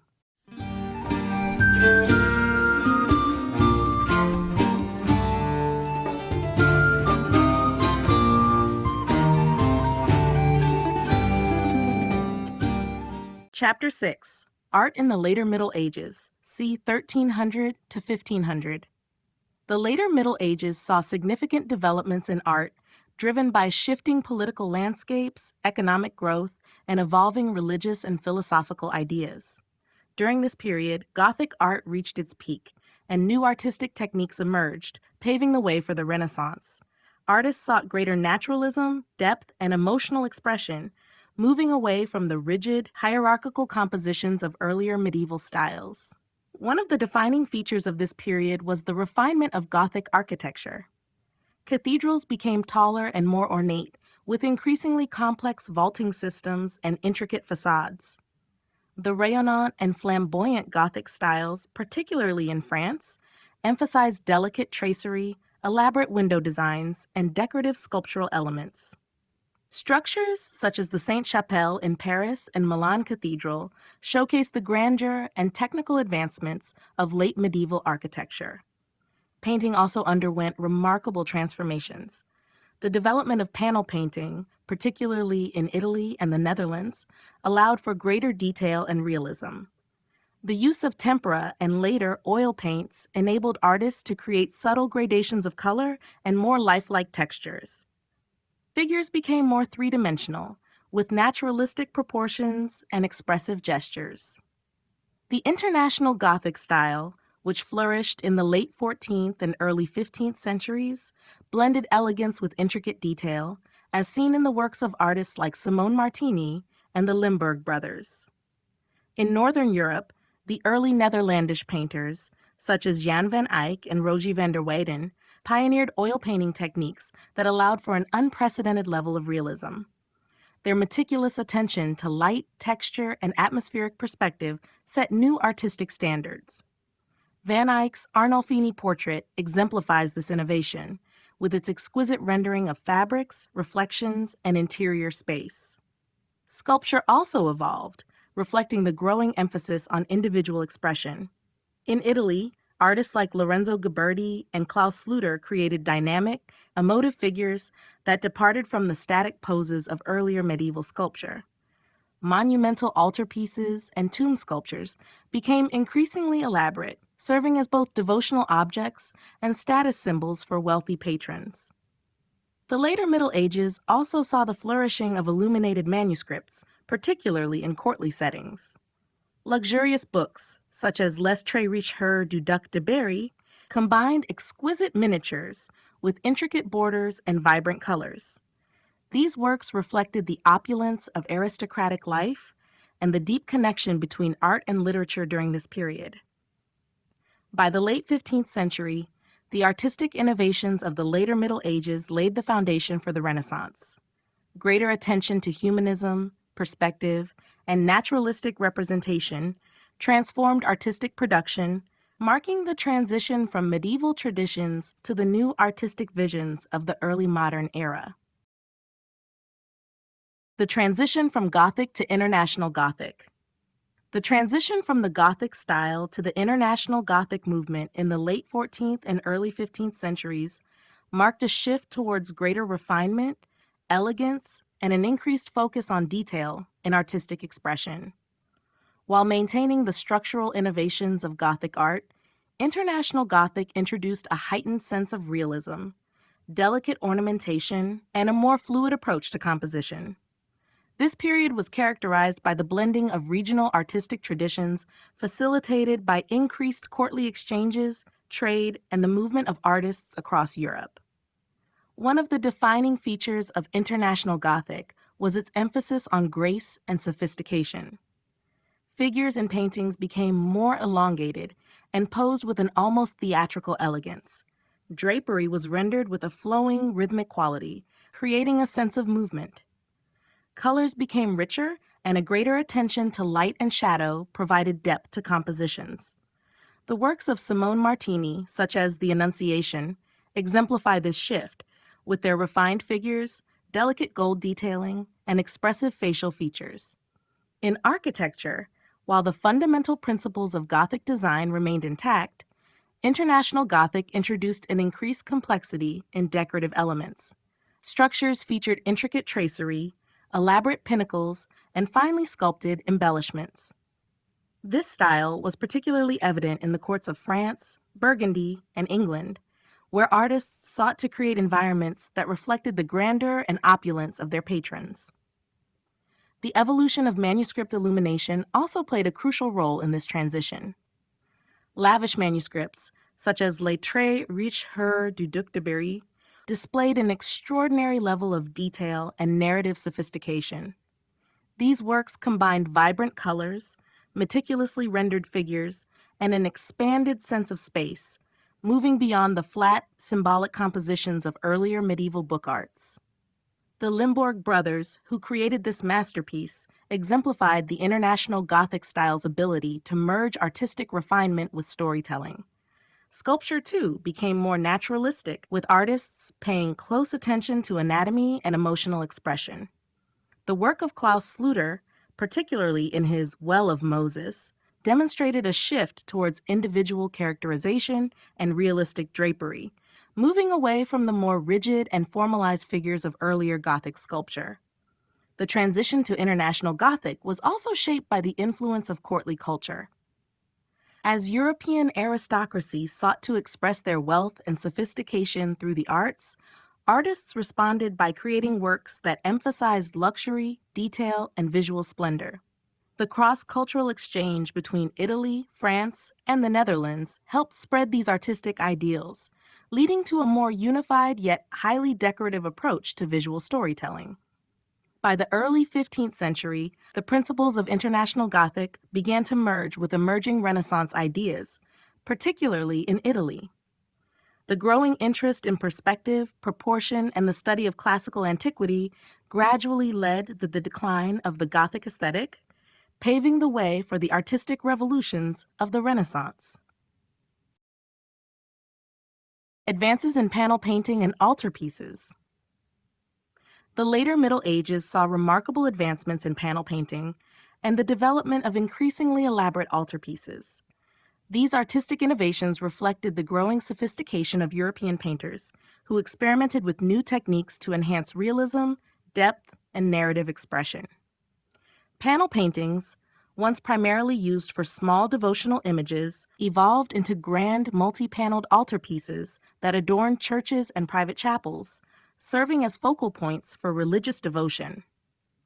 One of the key advancements during this period was the widespread use of oil paint, particularly in the Low Countries. Unlike tempera, which dried quickly and limited blending, oil paint allowed for greater control over shading and the creation of lifelike textures. This innovation enabled artists such as Jan van Eyck to achieve an unprecedented level of detail and luminosity, as seen in works like the Ghent altarpiece. The ability to layer translucent glazes gave paintings a rich, almost glowing quality, which heightened their emotional and spiritual impact. Altarpieces became increasingly complex in both structure and narrative depth. Earlier medieval altarpieces were often simple wooden panels with painted religious scenes, but by the 14th and 15th centuries, they expanded into intricate polyptychs, multi-paneled works that could be opened or closed depending on the liturgical calendar. These altarpieces often depicted scenes from the life of Christ, the Virgin Mary, or various saints, with a central image flanked by complementary stories. The Isenheim altarpiece by Matthias Grunewald is a striking example, featuring dramatic, emotionally charged imagery that brought biblical narratives to life with stunning realism. The increased use of perspective and spatial depth also marked a turning point in panel painting. While earlier medieval art often displayed figures in flat, symbolic arrangements, later painters sought to create a sense of three-dimensional space. The introduction of linear perspective, particularly in Italy, allowed for more naturalistic compositions, drawing viewers into the scene. Artists like Fra Angelico and Rogier van der Weyden masterfully used perspective and atmospheric effects to create immersive religious experiences. Gold leaf remained a significant element in panel painting and altarpiece decoration, but it was often combined with more naturalistic rendering of figures and landscapes. The backgrounds of paintings shifted from abstract golden heavens to realistic interiors or rolling landscapes, reflecting the growing interest in capturing the world as it appeared. This shift not only made religious narratives more relatable to viewers, but also demonstrated the increasing technical skill of medieval painters. By the late 15th century, the advances in panel painting and altarpiece design laid the groundwork for the Renaissance. Artists had developed a refined understanding of light, color, and perspective, which would soon be further explored in the works of Leonardo da Vinci, Albrecht Dürer, and Raphael. These medieval innovations helped bridge the gap between the Gothic and Renaissance artist traditions, ensuring that religious art remained both visually captivating and spiritually profound. The Black Death and its influence on art. The Black Death, which ravaged Europe between 1347 and 1351, had a profound and lasting impact on medieval society, reshaping art in ways that reflected the devastation, fear, and spiritual anxiety of the time. As the plague wiped out of Europe's population, artists responded by incorporating themes of death, suffering, and the fleeting nature of life into their work. These artistic transformations not only reflected the collective trauma of the period, but also signaled a shift in religious and philosophical perspectives. One of the most striking artistic developments in the wake of the Black Death was the emergence of macabre imagery, particularly in the form of the danse macabre, dance of death. This motif, which appeared in murals, manuscripts, and panel paintings, depicted skeletal figures leading people from all walks of life, kings, clergy, peasants, and merchants toward their inevitable fate. The Danse Macabre served as a powerful reminder of death's universality, reinforcing the idea that no one, regardless of wealth or status, could escape mortality. Another significant shift was the increasing presence of memento mori symbolism in medieval art. Skulls, decaying corpses, and hourglasses became common visual metaphors for the passage of time and the transient nature of earthly existence. These symbols, often found in illuminated manuscripts and religious paintings, urged viewers to reflect on their mortality and prepare their souls for the afterlife. Works such as frescoes in churches depicted decomposing bodies or scenes of Judgment Day with an intensity that underscored the era's heightened concern with salvation and divine justice. The Black Death also influenced religious art by deepening expressions of suffering and compassion, particularly in depictions of Christ, the Virgin Mary, and saints. Images of the Pietà, showing Mary cradling the lifeless body of Christ, became more widespread and emotionally charged, mirroring the grief and loss experienced by plague-stricken communities. Similarly, saints associated with healing and protection, such as Saint Roch and Saint Sebastian, gained prominence in devotional artwork as people sought their intercession against disease and death. At the same time, artistic patronage was deeply affected by the demographic and economic upheaval caused by the plague. With entire populations decimated, the demand for monumental church construction slowed, while a greater emphasis was placed on smaller altarpieces, private devotional works, and memorial art commissioned in remembrance of the dead. Some surviving artworks from this period feature inscriptions specifically dedicating them to plague victims, emphasizing the role of art in both mourning and seeking divine mercy. Ultimately, the Black Death left an indelible mark on medieval art, shaping its themes, symbolism, and emotional depth. The artistic response to the plague reflected not only the fear and grief of a society in crisis, but also a deepened engagement with faith, morality, and the afterlife, setting the stage for later artistic developments in the late Middle Ages and early Renaissance. The rise of portraiture and individual expression. During the later Middle Ages, particularly in the 14th and 15th centuries, portraiture emerged as a significant artistic genre, reflecting a growing emphasis on individual identity, personal legacy, and human expression. While medieval art had traditionally focused on religious themes and idealized figures, the increasing prominence of secular patrons and humanist thought led to a greater interest in capturing the unique features, personalities, and status of individuals.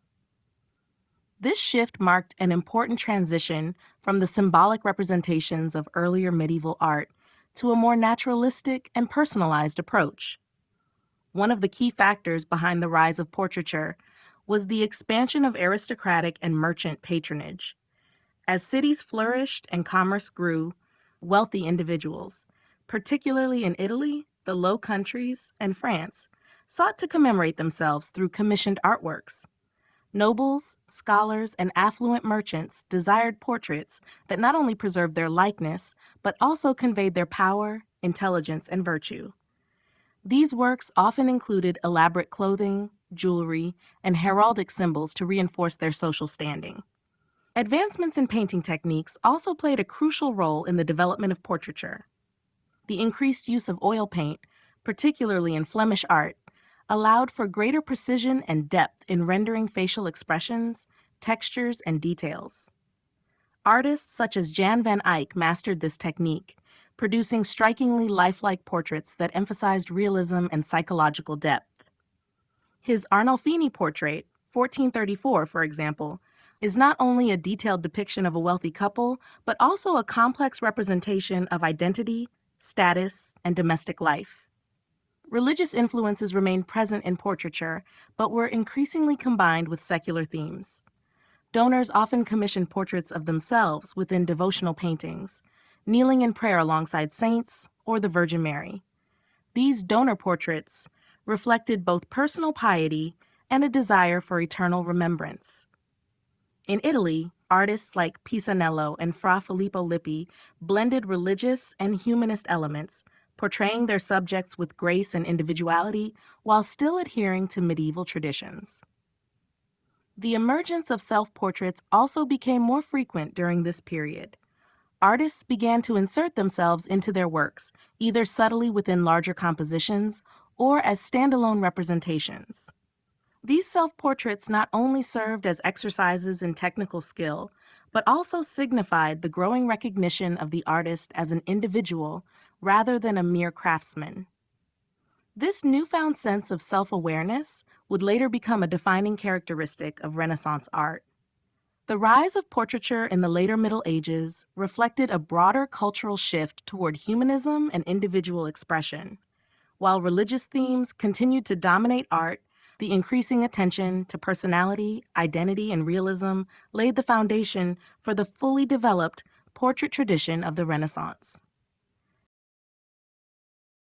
The role of guilds and workshops in artistic production. During the later Middle Ages, the creation of art was not solely an individual endeavor, but rather a highly organized and collaborative process regulated by guilds and workshops.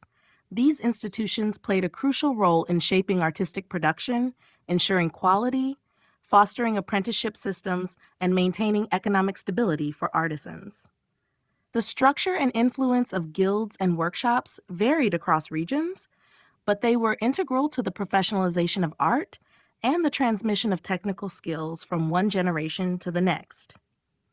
Guilds functioned as trade organizations that regulated the artistic professions, much like those governing merchants, blacksmiths, and masons.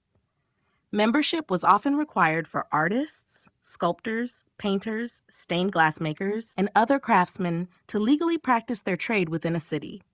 These guilds established strict guidelines on pricing, materials, and techniques, ensuring a standardized level of craftsmanship while preventing unfair competition. By setting regulations and commissions, guilds provided financial security for their members and upheld the reputation of their respective trades. Workshops served as the primary spaces for artistic creation, where masters, journeymen, and apprentices worked together to produce paintings, sculptures, illuminated manuscripts, and architectural decorations. The master artist, typically a senior guild member, oversaw the workshop and took on commissions from religious institutions, noble patrons, or civic bodies. Journeymen who had completed their apprenticeships assisted in the execution of large-scale projects, while apprentices learned the trade through hands-on experience. This structured hierarchy ensured that artistic skills were meticulously passed down, preserving both traditional techniques and stylistic influences. One of the most prominent aspects of medieval workshops was the collaborative nature of artistic production. Many artworks, particularly altarpieces, fresco cycles, and stained glass windows, were the result of numerous hands rather than a single artist. While a master might conceptualize and design a piece, the detailed execution was often divided among skilled assistants. This system allowed for efficiency in meeting the high demand for religious and civic commissions while maintaining stylistic consistency across different works. Guilds and workshops also played an essential role in the training and recognition of artists. Before an apprentice could become a master, they were typically required to produce a masterpiece, a work demonstrating their skill and worthiness for independent practice. Those who passed this test could establish their own workshops and accept commissions, while those who did not remained journeymen or assistants. The structured environment of guilds and workshops helped elevate the status of artists, paving the way for their increasing recognition as skilled professionals rather than mere laborers.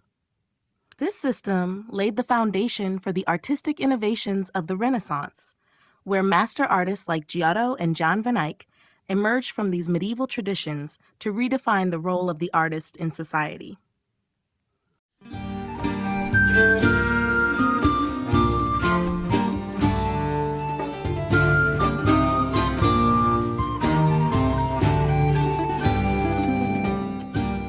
Chapter 7: The Dawn of the Renaissance. The transition from the medieval period to the Renaissance marked a profound shift in artistic expression, intellectual thought, and cultural values. Emerging in Italy during the late 14th and early 15th centuries, the Renaissance, meaning rebirth, was characterized by a renewed interest in classical antiquity, a growing emphasis on humanism, and advancements in artistic techniques that would redefine the course of Western art. While the medieval period had been dominated by religious themes and rigid artistic conventions, the Renaissance sought to balance spiritual devotion with a more naturalistic and human-centered approach. One of the key factors in the rise of the Renaissance was the revival of classical learning. Inspired by ancient Greek and Roman texts, scholars and artists sought to emulate the ideals of harmony, proportion, and realism found in antiquity. This intellectual movement, known as humanism, placed a new focus on individual potential, the study of nature, and the observation of the human form. Unlike the heavily stylized figures of Gothic art, Renaissance artists aimed for anatomical accuracy and lifelike representation, making their subjects appear more three-dimensional and dynamic. Technological and scientific advancements also played a crucial role in shaping Renaissance art. The development of linear perspective, pioneered by Filippo Brunelleschi, revolutionized the way artists depicted space and depth. This mathematical approach to composition allowed for more realistic landscapes and architectural settings, creating a sense of depth that had been largely absent in medieval art. Similarly, the study of light and shadow, known as chiaroscuro, helped artists like Masaccio bring a new level of realism to their paintings. Patronage was another significant factor in the Renaissance's emergence. Wealthy families, such as the Medici in Florence and the Sforza in Milan, provided financial support to artists, architects, and scholars, fueling a flourishing cultural environment. Churches, civic institutions, and aristocratic patrons commissioned artworks that reflected both religious devotion and worldly sophistication. As a result, artists gained increasing social status, transitioning from anonymous craftsmen to celebrated figures whose individual styles and contributions were recognized and valued. Early Renaissance artists like Giotto, Masaccio, and Donatello set the stage for later masters such as Leonardo da Vinci, Michelangelo, and Raphael. Their innovations in perspective, naturalism, and composition laid the foundation for a golden age of artistic achievement. The Renaissance was not merely a period of artistic renewal, but a cultural transformation that redefined humanity's relationship with art, knowledge, and the world itself. The rediscovery of classical antiquity. The Renaissance was deeply rooted in the rediscovery of classical antiquity, as scholars, artists, and intellectuals sought to revive the artistic ideals, architectural principles, and literary traditions of ancient Greece and Rome. This revival was fueled by the study of ancient texts, archaeological discoveries, and a renewed appreciation for the humanist values that had once defined classical civilization. The result was a profound transformation in art, architecture, and intellectual thought, shaping the course of Western culture for centuries to come. One of the key catalysts for this rediscovery was the fall of Constantinople in 1453.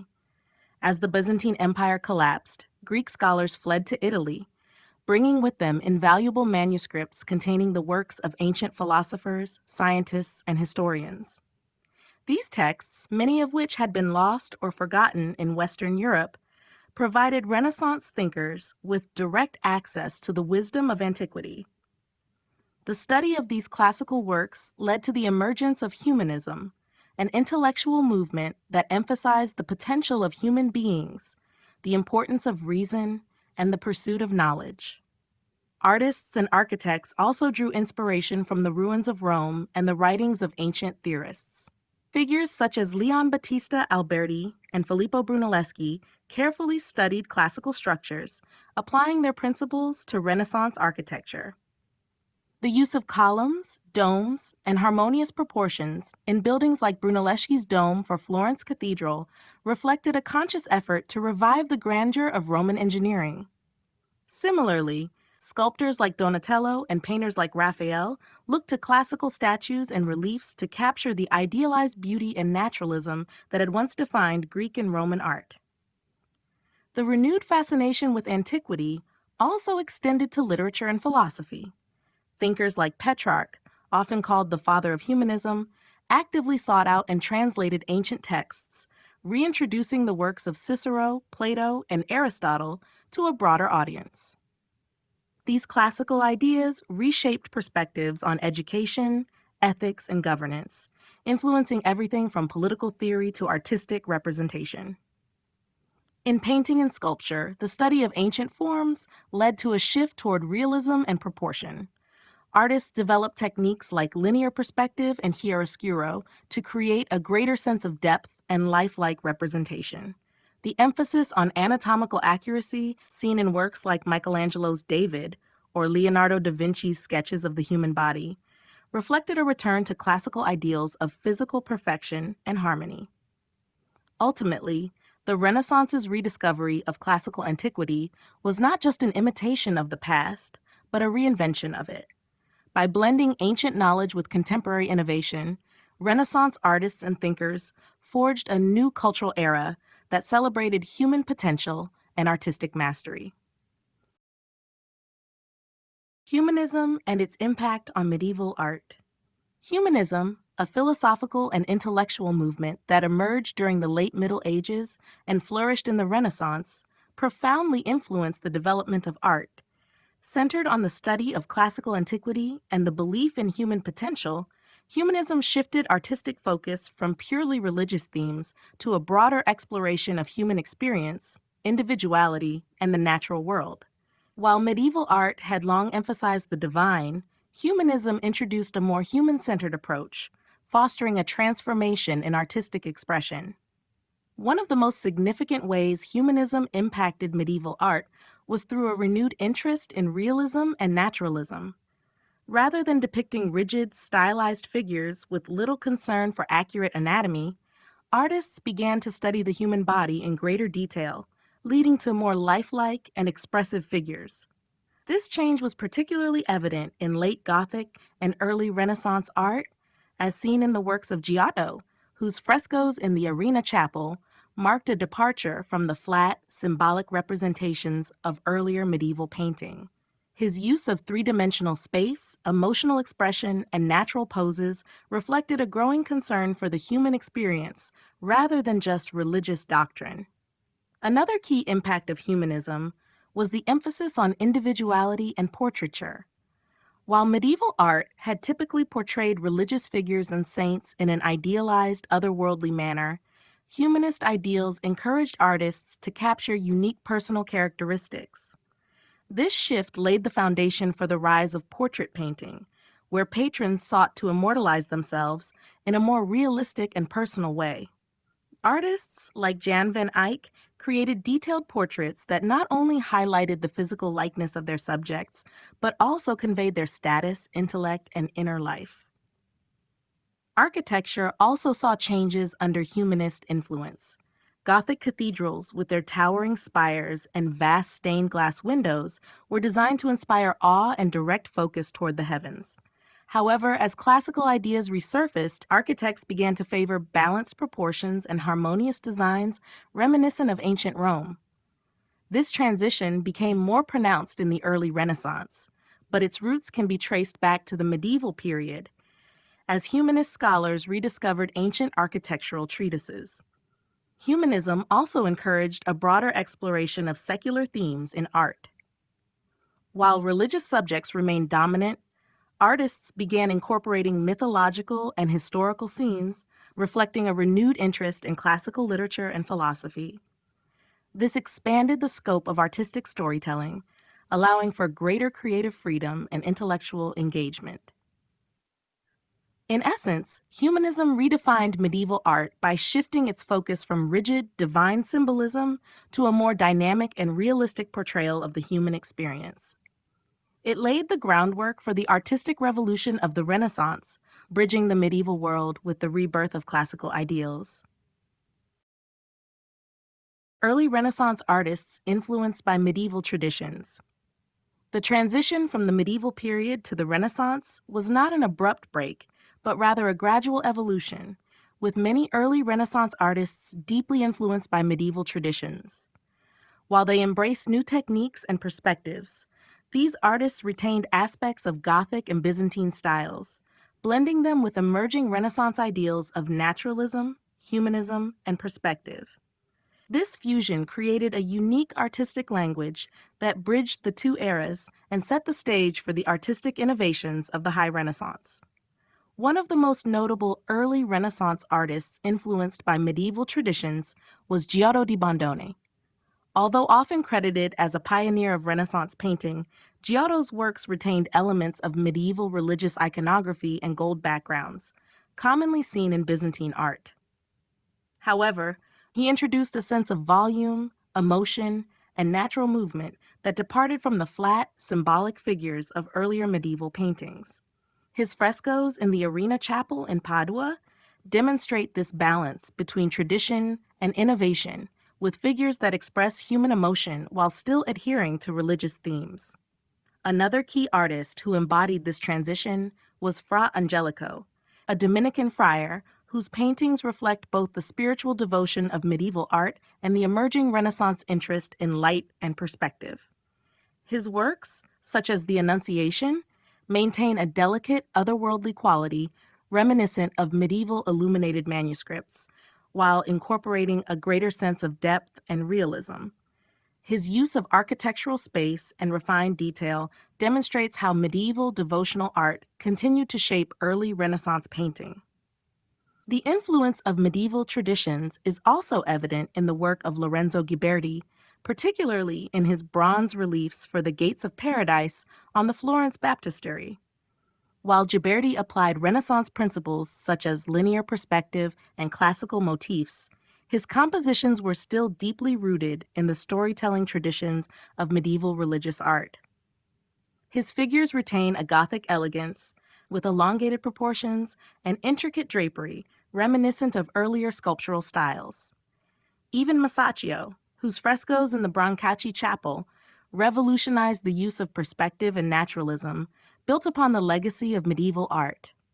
His depiction of religious scenes echoes the narrative clarity and moral instruction found in medieval murals, but with an unprecedented level of three-dimensionality and human emotion. These artists, while embracing the new intellectual currents of the Renaissance, did not completely abandon their medieval heritage. Instead, they integrated its spiritual depth, intricate detail, and storytelling traditions with the emerging principles of realism and perspective.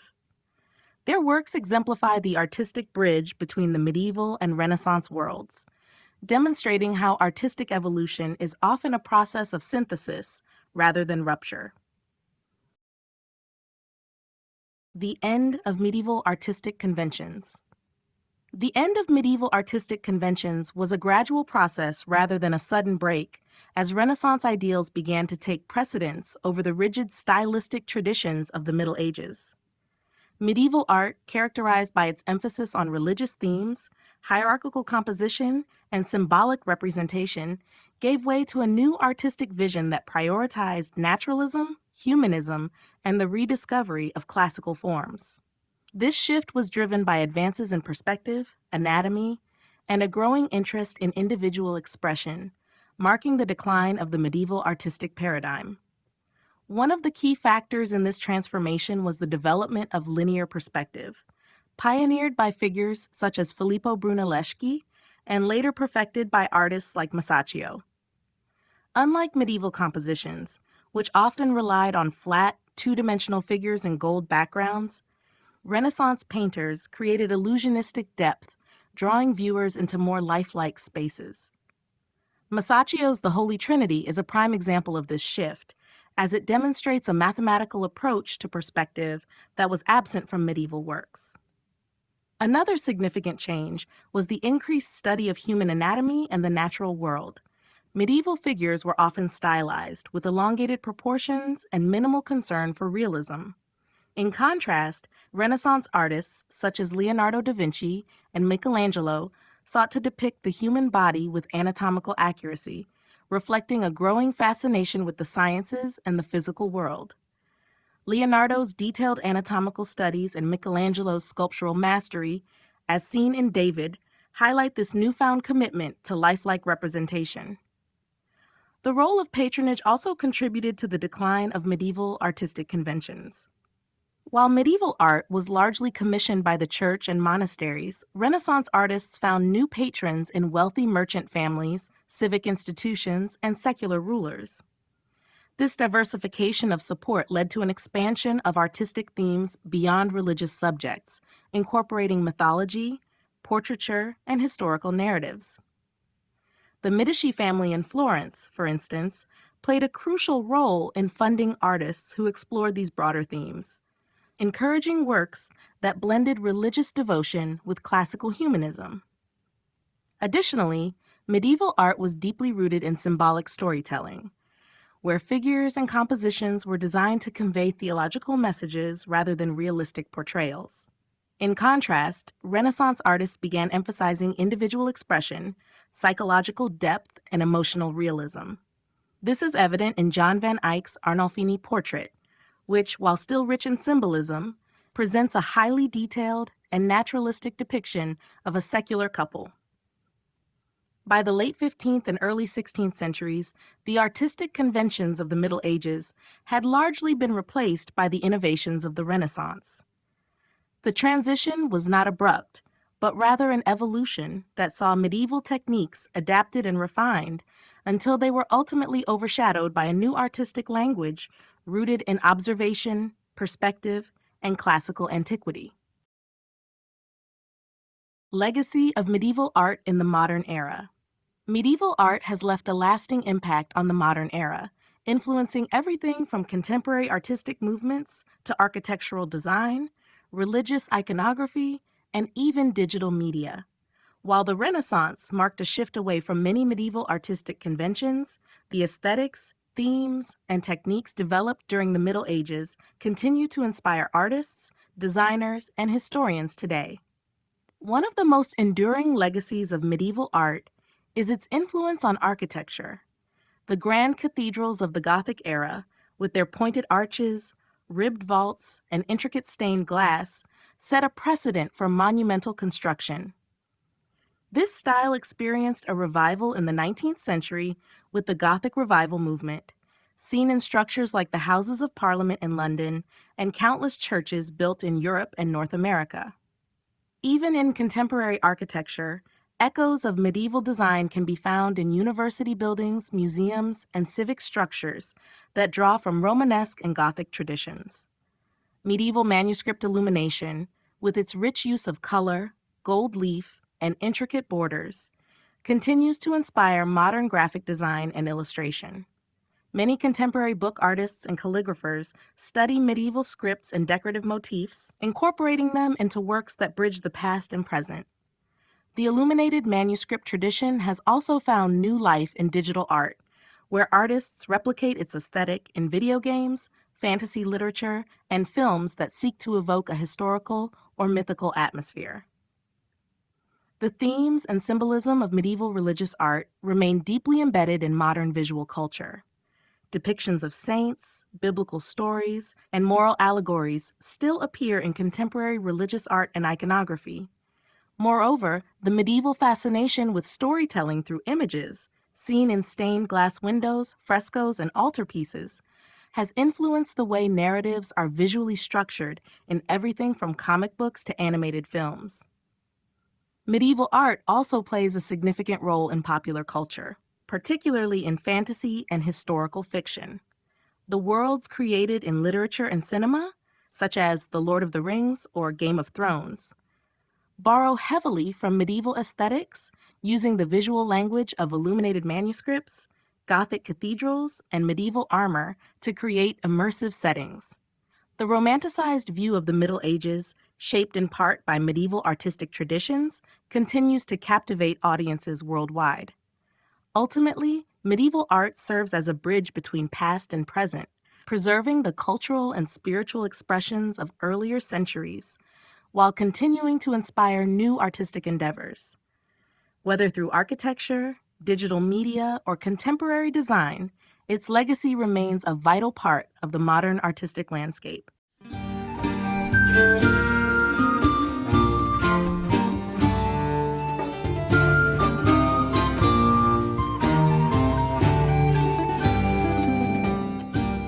Conclusion: the art of the medieval period was far more than a mere precursor to the Renaissance.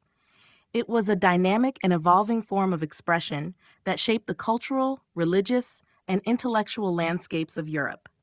From the solemn grandeur of Romanesque architecture to the soaring heights of Gothic cathedrals, medieval artists and craftsmen created works that continue to inspire and captivate audiences today.